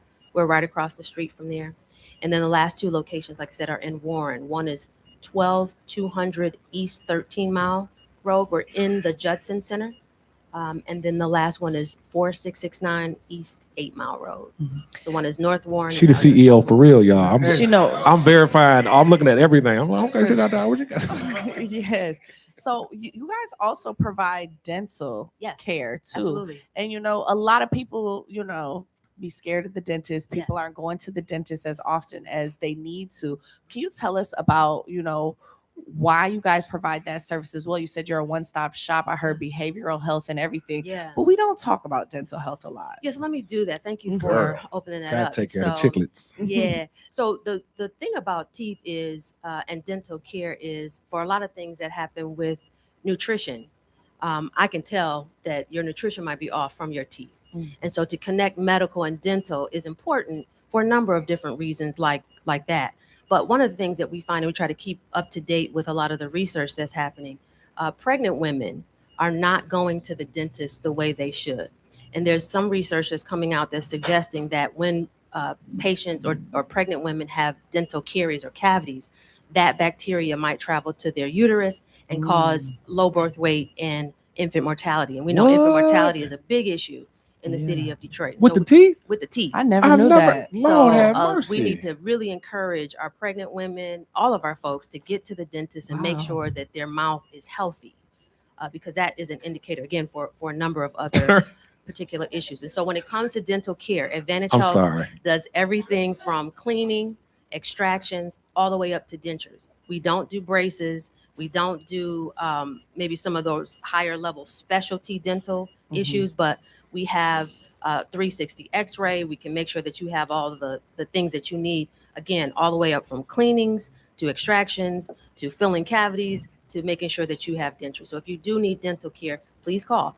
313-416-6262 and make an appointment with one of our dentists. Did you used to collect numbers? Because you remember the numbers real good. I've been doing this for a long time. We got a question from the audience. How you doing? I'm good. It's great that you're here. Thank you. A few years ago at your facility over in Oakman, yes, in your parking lot, yes, you had the greatest party. yeah.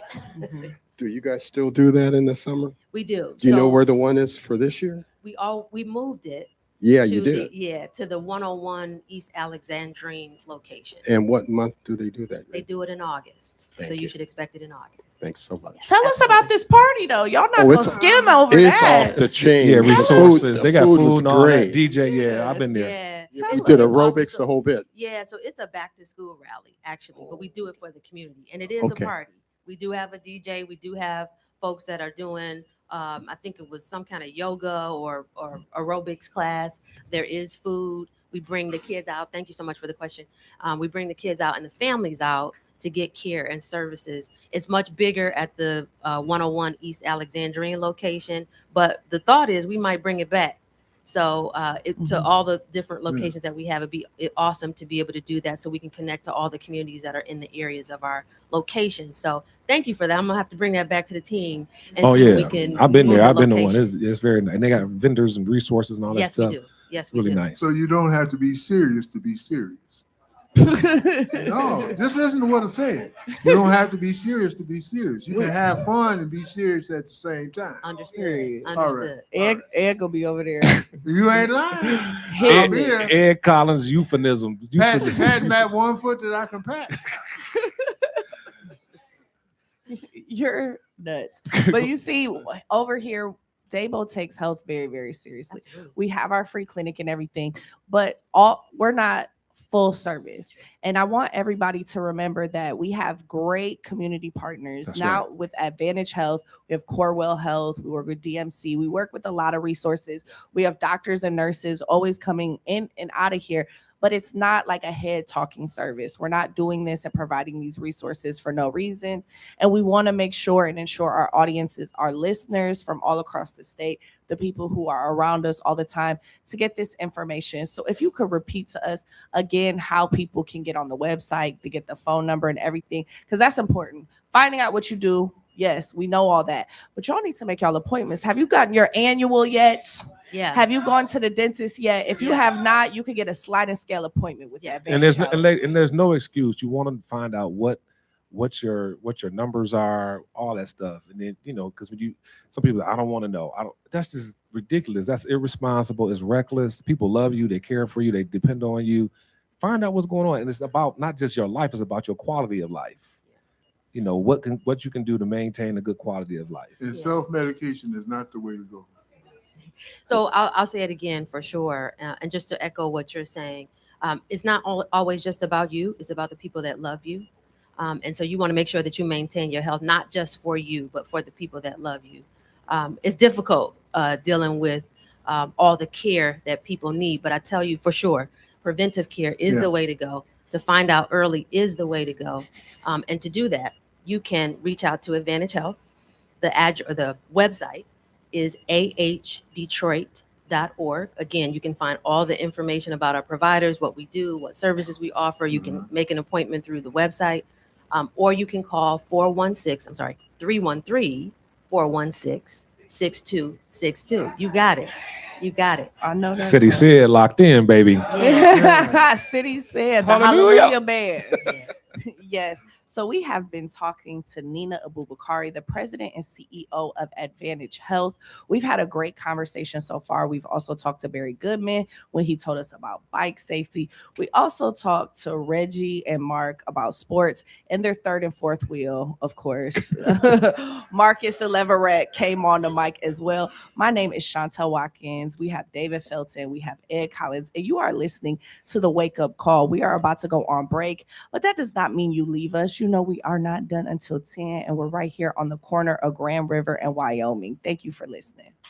You've been listening to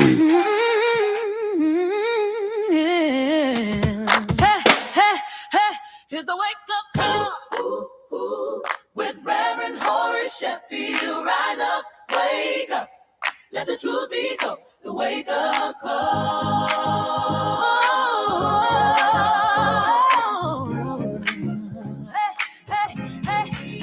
It's the wake up call with Reverend Horace Sheffield. Rise up, wake up, let the truth be told. The wake up call. Reverend Horace Sheffield. Rise up, wake up.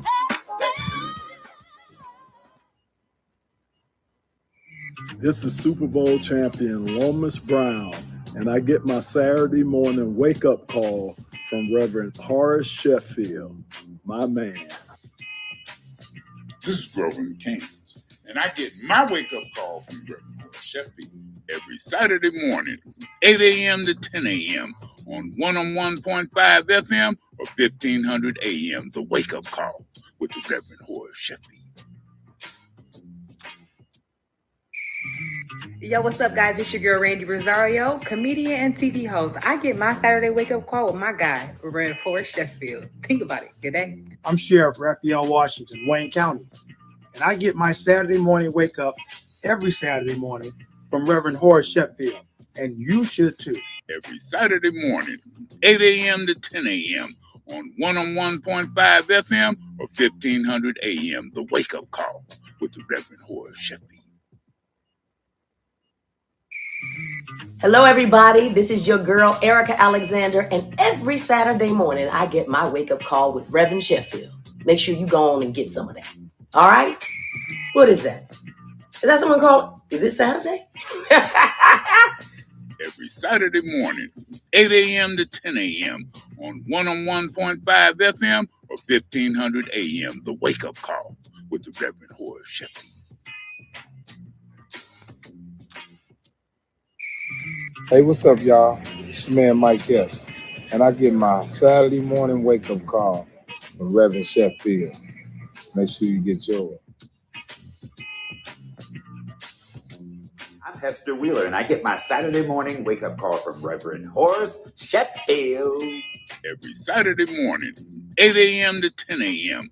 on 101.5 FM or 1500 a.m. The wake-up call with the Reverend Horace Sheffield. This is Super Bowl champion Lomas Brown, and I get my Saturday morning wake-up call from Reverend Horace Sheffield, my man. This is Grover McCains, and I get my wake-up call from Reverend Horace Sheffield every Saturday morning, 8 a.m. to 10 a.m. on 101.5 FM or 1500 a.m. The wake-up call with the Reverend Horace Sheffield. You've been listening to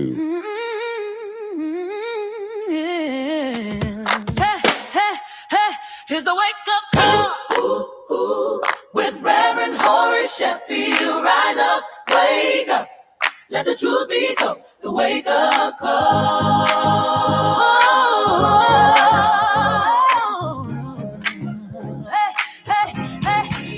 It's the wake up call.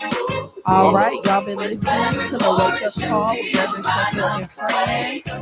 It's Chantel, David, and Ed, and we got two more announcements. So the Black Men's Wellness Day is on July 18th at 7 a.m. at Renaissance High School. Get checked out not checked in, there's a 5K walk, vendors, kids zone, entertainment, and free health screenings. Also, on Wednesday at 5 p.m., Dabo Detroit and McKenzie Noble Community is having a protest for our neighborhood safety. There have been situations where people's homes have been being broken into, and there's a business that is reselling and those items. They were closed down, but then they peeled back those stickers and opened up. So they have multiple violations, and they've been endangering our neighborhood and also taking advantage of the people with substance abuse issues in order to do their dirty work. So we are protesting that. We are standing strong. City Council member Denzel McCampbell, Police Commissioner Victoria Camille, and the 2nd Precinct has been supporting us through this. So there will be a protest at 12000 Grand River, Wednesday, the 27th at 5 p.m. And ladies and gentlemen, please come out and support it. If you live in District 7 or part of this, or even want to just support it, come out. Tell somebody to come out. There is power in numbers. We definitely got to make sure that we're maintaining this community. District 7 is a huge district, and Denzel's trying to do some work as the city council member. Let's come out and support him, okay? Yes. All I right. like his quote, though. He says the neighborhoods should choose what's in the neighborhood. Right. So, yeah. So let's come out and let's do that. All right. We have with us now Tommy Ingram from Perfecting Community Development Corporation. She's going to talk about the summer 2026 Ultimate Adventure. Welcome to the show. Thank you. Thank you. Good morning, everyone. So we know that Speak onto the mic. it's coming up, getting ready to start, and registration is getting ready to close. So we want to make sure that we do this final push. Go ahead, Ms. Ingram. So good morning again, and thank you, Reverend Sheffield and the team for this opportunity. We are offering the Ultimate Adventure Camp Ignite, which is a summer discovery program that runs Monday through Friday, 8 a.m. to 4 p.m. And it's at absolutely no cost to our parents.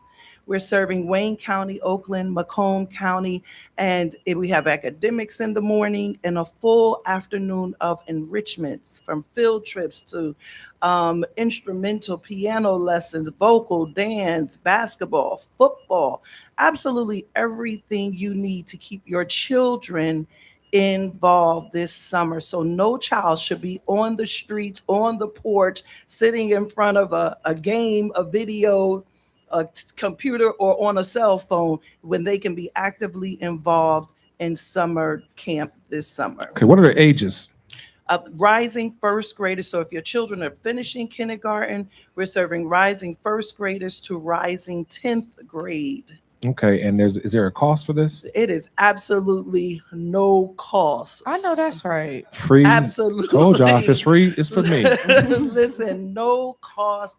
You cannot beat it. And this summer, we're even offering dental services at camp. The kids may not like it, but the families are going to love it. We're really trying to make Camp Ignite a one-stop shop for our families this summer. All right, and you have how many locations? We have 2 locations. We have one on the east side, 7616 East Nevada, and one on the west side, 13980 Greenfield. But there are over 200 summer discovery sites around the city. So there is really no excuse why your children are not involved. Ours, of course, I'm favoring Camp Ignite, of course. All right, Ms. Ingram, before we let you go, what I'd like you to do is give us the locations again, give us the website, and give us the phone number where they can do it nice and slow, please. Absolutely. So our east side campus is 7616 East Nevada. It's on the Perfecting Church campus. Our west side is 13980 Greenfield. It's on the Redeemed Church of God campus. Our website, and this is where it's your go-to for absolutely everything, trips, parent orientations, all of our activities and everything we're offering. It is Camp Ignite, all one word, Camp Ignite.perfectingcare.com. Camp Ignite, all one word, .perfectingcare.com. And the phone number is 248-266-2134. 248-266-2134. 34. All right. Is there anything else you want to leave with us? Listen, the last day to register your children is Friday, May 29th. Don't wait. Camps are filling up all over the city from Wayne, Macomb, and Oakland County. You want to make sure your children is involved. They cannot drive themselves. Summer is the worst time for children to be idle, from summer memory loss to abuse to scamming on technology. Get your children involved. And we want to thank the Balmer Group, Pastor Winans, for this vision and this opportunity to serve our children in Michigan. All right. Thank you, Miss Ingram. Thank you. Let's give Miss Ingram a Yes. hand and the work that they're doing in the community. As a mama, I love free stuff. Yes, Okay? yes. And to Okay. get your kids out of your hair, get them outside and busy. How about that? Yes. All right, ladies and gentlemen, as we transition to our next guest, again, keep this in mind, it's Camp Ignite, and it's the ultimate adventure, 2 locations, East Side and West Side, Perfecting Community Development Corporation. See, that's at 7616 East Nevada. And on the west side is Redeemed Christian Church of God. That's 13980 Greenfield in Detroit. And if you want your child to be a part of that, again, it's from rising first graders into rising 10th graders. And we want our kids there. We don't want them at no teen takeovers. We want them doing some stuff that's positive. Amen. Well, All right. David, you got to introduce this next person. All right, here we go. We have Dr. Elaine Lloyd, founder of the Muse. Did I say it the right way? Muse Experience, and she is going to talk to us about her unique perspectives on health education and research. Welcome. This is a good friend of mine, and I'm glad she's here. I've been trying to get on the show for a while, and she's going to talk about some stuff. So, welcome to the show. Thank you for having me. And go ahead and flow. Okay, so first let me introduce myself. I am Dr. Elaine Lloyd, and I went to school for nursing. I have my associate's degree. I always start like this: associate's degree, bachelor's, master's, teaching certificate, and PhD. I know that's right. So, but when we judge books by its cover, it makes it seem like I didn't go through anything. But I went to Cody. Shout out to Cody. Frank Cody. But Comments. I also was really bad, so I got kicked out of high school. I was gonna say you went to Cody, you could box. My nickname was Suge Knight back in the day. Oh, I rest my case, boy. It's written in the law. Hey, and I see she got security too. So. Right. And so I had to go to Redford. When I went to Redford, I dropped out of high school at the age of 17, had a baby, ended up being on welfare, stayed in an apartment full of roaches. So many roaches that when you turn the light on, usually when they run, we had to run because that's how many it was. I am dyslexic. And so going through all of those different those degrees, I am here to let people know because I tutor. I have my own business called Name Muse. Name Muse stands for nurse and educator who mentors, uplifts, supports, and empowers. Period. And so my goal is to reach people who feel like they're caged in, where they feel like they can't reach their barriers based on culture, age, gender, ethnicity, and diversity. I mean, not diversity, disability. I know that's So right. I am here to let them know that I am here to help them with their confidence in reaching their goals. That's a really special story. Give it up for her, okay?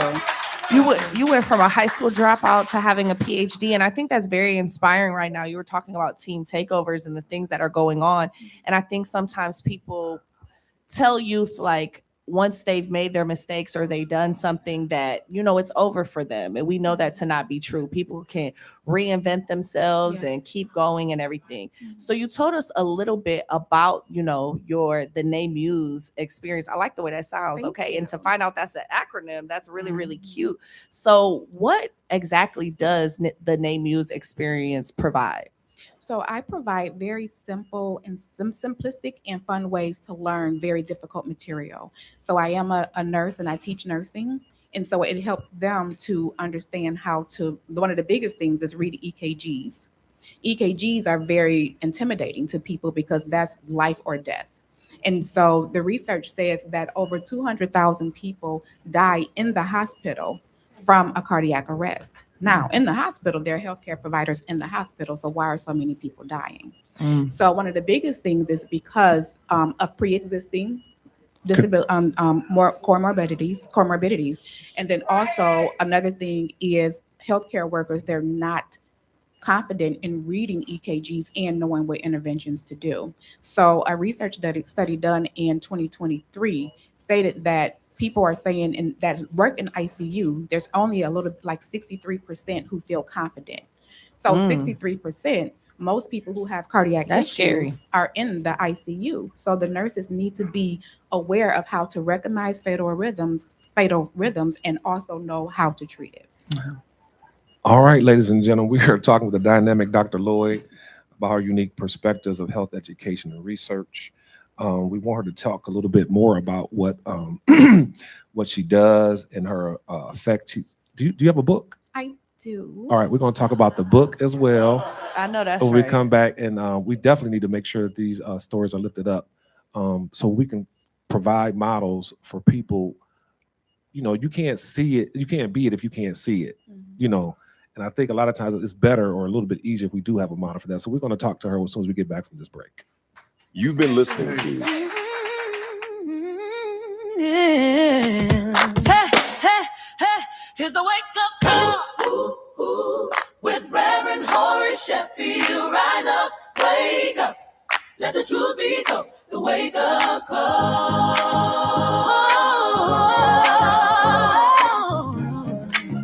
Hey, it's the wake up call with Reverend Horace Sheffield.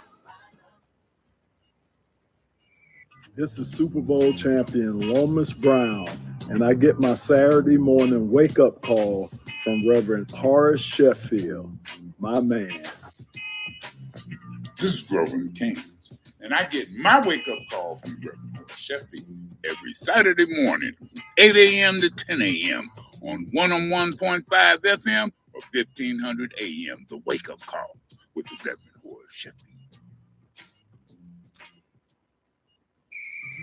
Yo, what's up, guys? It's your girl, Randy Rosario, comedian and TV host. I get my Saturday wake-up call with my guy, Reverend Horace Sheffield. Think about it. Good day. I'm Sheriff Raphael Washington, Wayne County, and I get my Saturday morning wake up every Saturday morning from Reverend Horace Sheffield, and you should too. Every Saturday morning, 8 a.m. to 10 a.m. on 101.5 FM or 1500 a.m. The wake-up call with the Reverend Horace Sheffield. Hello, everybody. This is your girl, Erica Alexander, and every Saturday morning, I get my wake-up call with Reverend Sheffield. Make sure you go on and get some of that. All right? What is that? Is that someone called? Is it Saturday?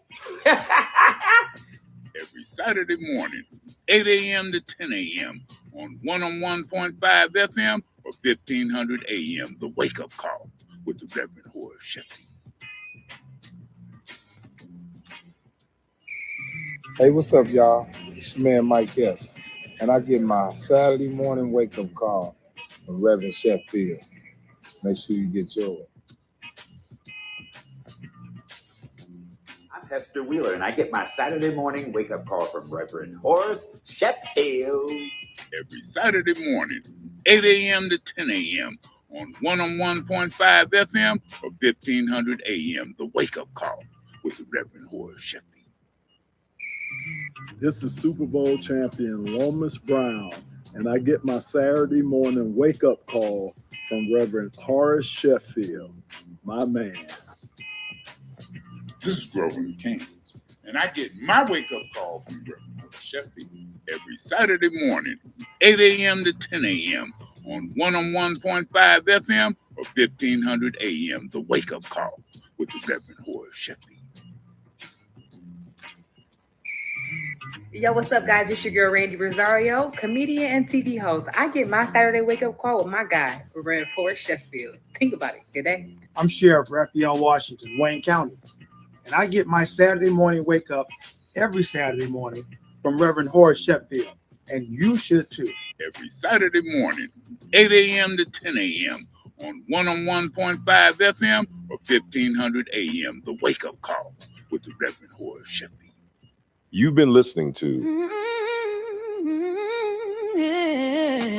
Hey, here's the wake up call with Reverend Horace Sheffield. Rise up, Let the truth be told. The wake up call.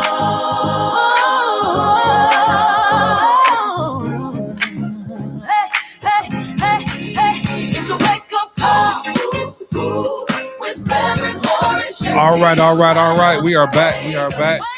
This is our last segment here. We are talking with Dr. Elaine Lloyd, and she is going to share with us some unique perspectives about health education. When we left, she was telling us about her book. I want to take a bit more time. Elaine. Okay. Dr. Lloyd, excuse me. That's good. So this is Dr. E's Tips and Tricks, and it's about how you read EKGs in a simplistic and fun way.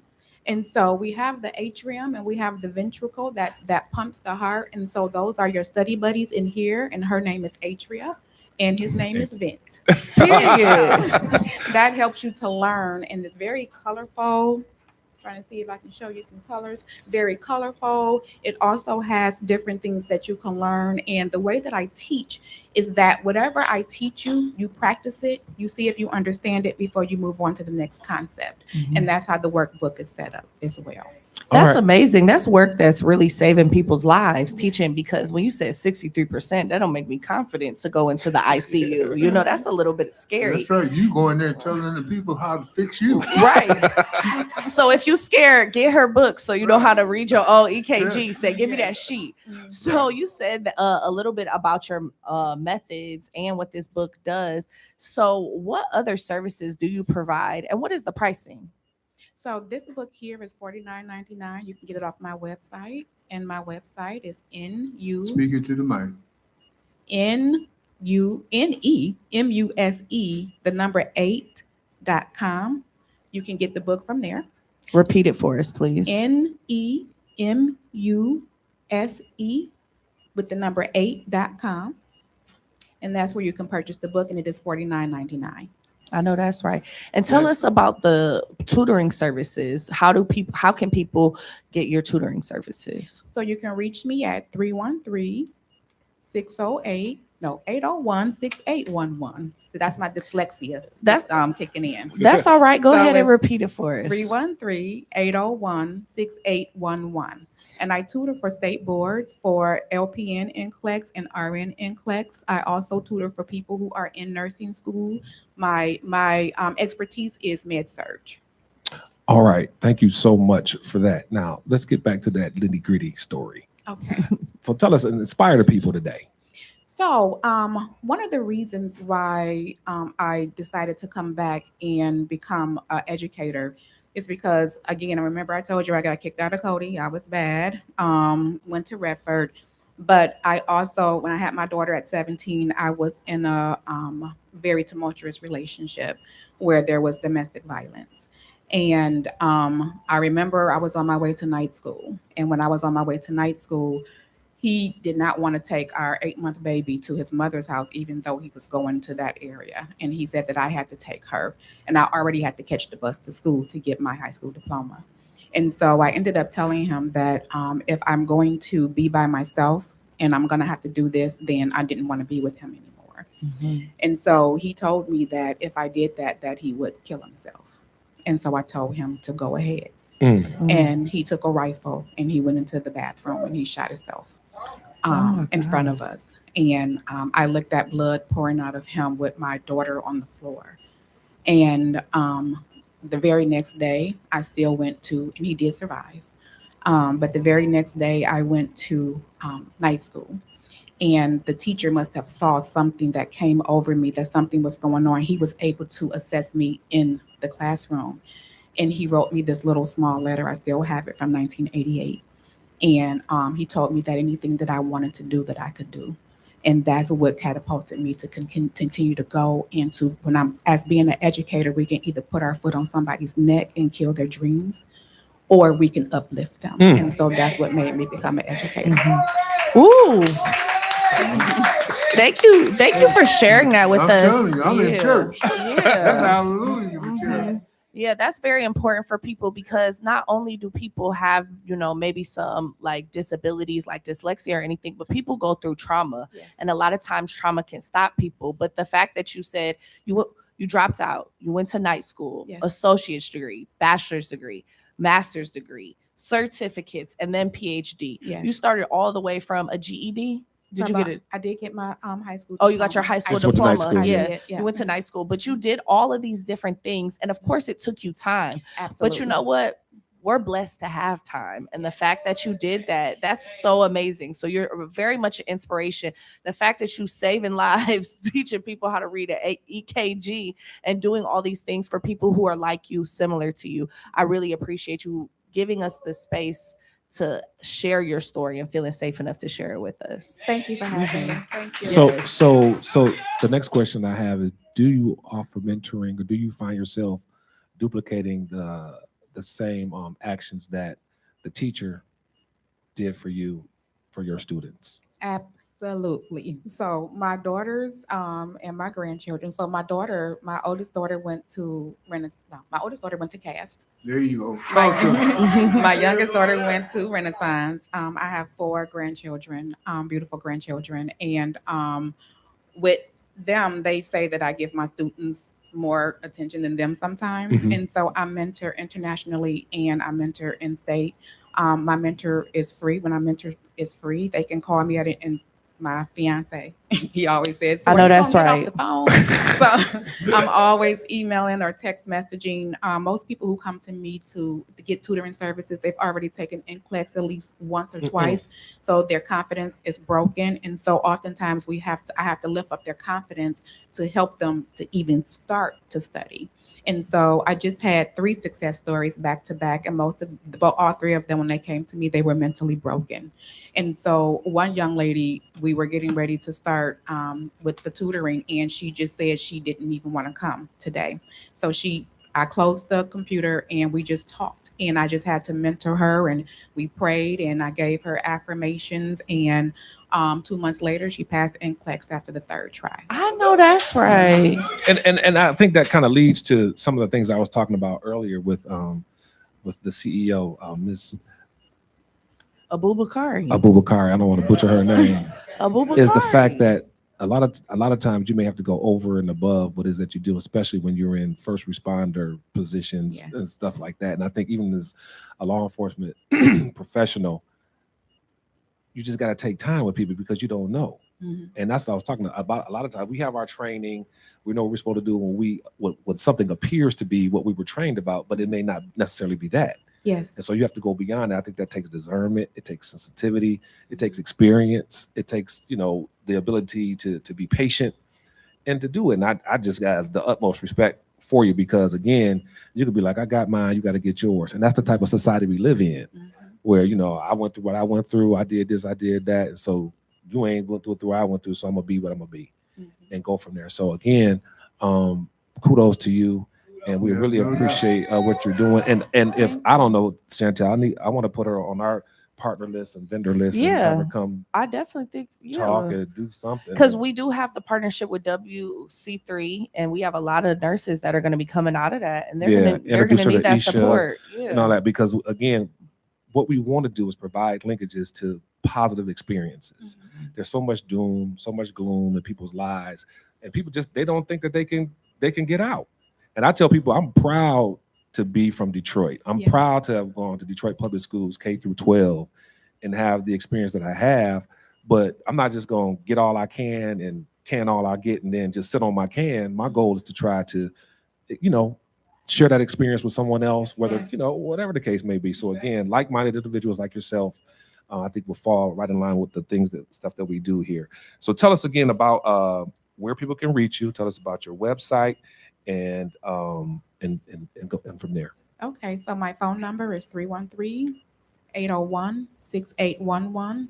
The website is nemuse8.com. My email is nemuse8@gmail.com. And tell us again what the Muse stands for. NEMUSE stands for nurse. Looking down here, nurse educator a nurse and educator who mentors, uplifts, supports, and empowers. Uplifts, supports, and empowers. And again, we've had a great show on today. Great show. We appreciate everyone coming out, and we'll be here next week for biscuits, grits, and Salmon croquettes. We'll See, you got next- it, girl. Oh, we still Yes. going? We're still going? Okay. Yeah, I was it's- looking at the yeah. time. I was looking at the time. Help me out, Dave. Help me out. I see you standing up, turning around. Yeah, so it has been a great show. We know, and I want to everybody give a round of applause to Ed for behaving himself today, y'all. Who says I was behaving myself? Oh, you did good. It was close. But what we need to do is increase our web of positivity. Yes, sir. Yes. All right. So we all need to link up with positive people and keep that going, that chain going. And Mr. Lloyd, you all have each other. Don't worry about it. All right. Because you two are one. Yeah, Mr. Lloyd. That's not his name. No, listen to me. I went through that with my wife because my wife was in corporate. Whenever we went to conventions or meetings, they always referred to me as Mr. Logan. That's her name, not mine. So I already know what you're going through. All right? Just stand your ground. He's like standing against me too. Yeah, again, we've had a wonderful show on today. And I think I got it right. Shout out to Dave Strong, producing the show, doing the sound, mixing and all that stuff. And we miss you, Gerald. We did the best we could on the day, y'all. We'll see y'all next week. And as always, Detroit, we love you. You've been listening to Yeah.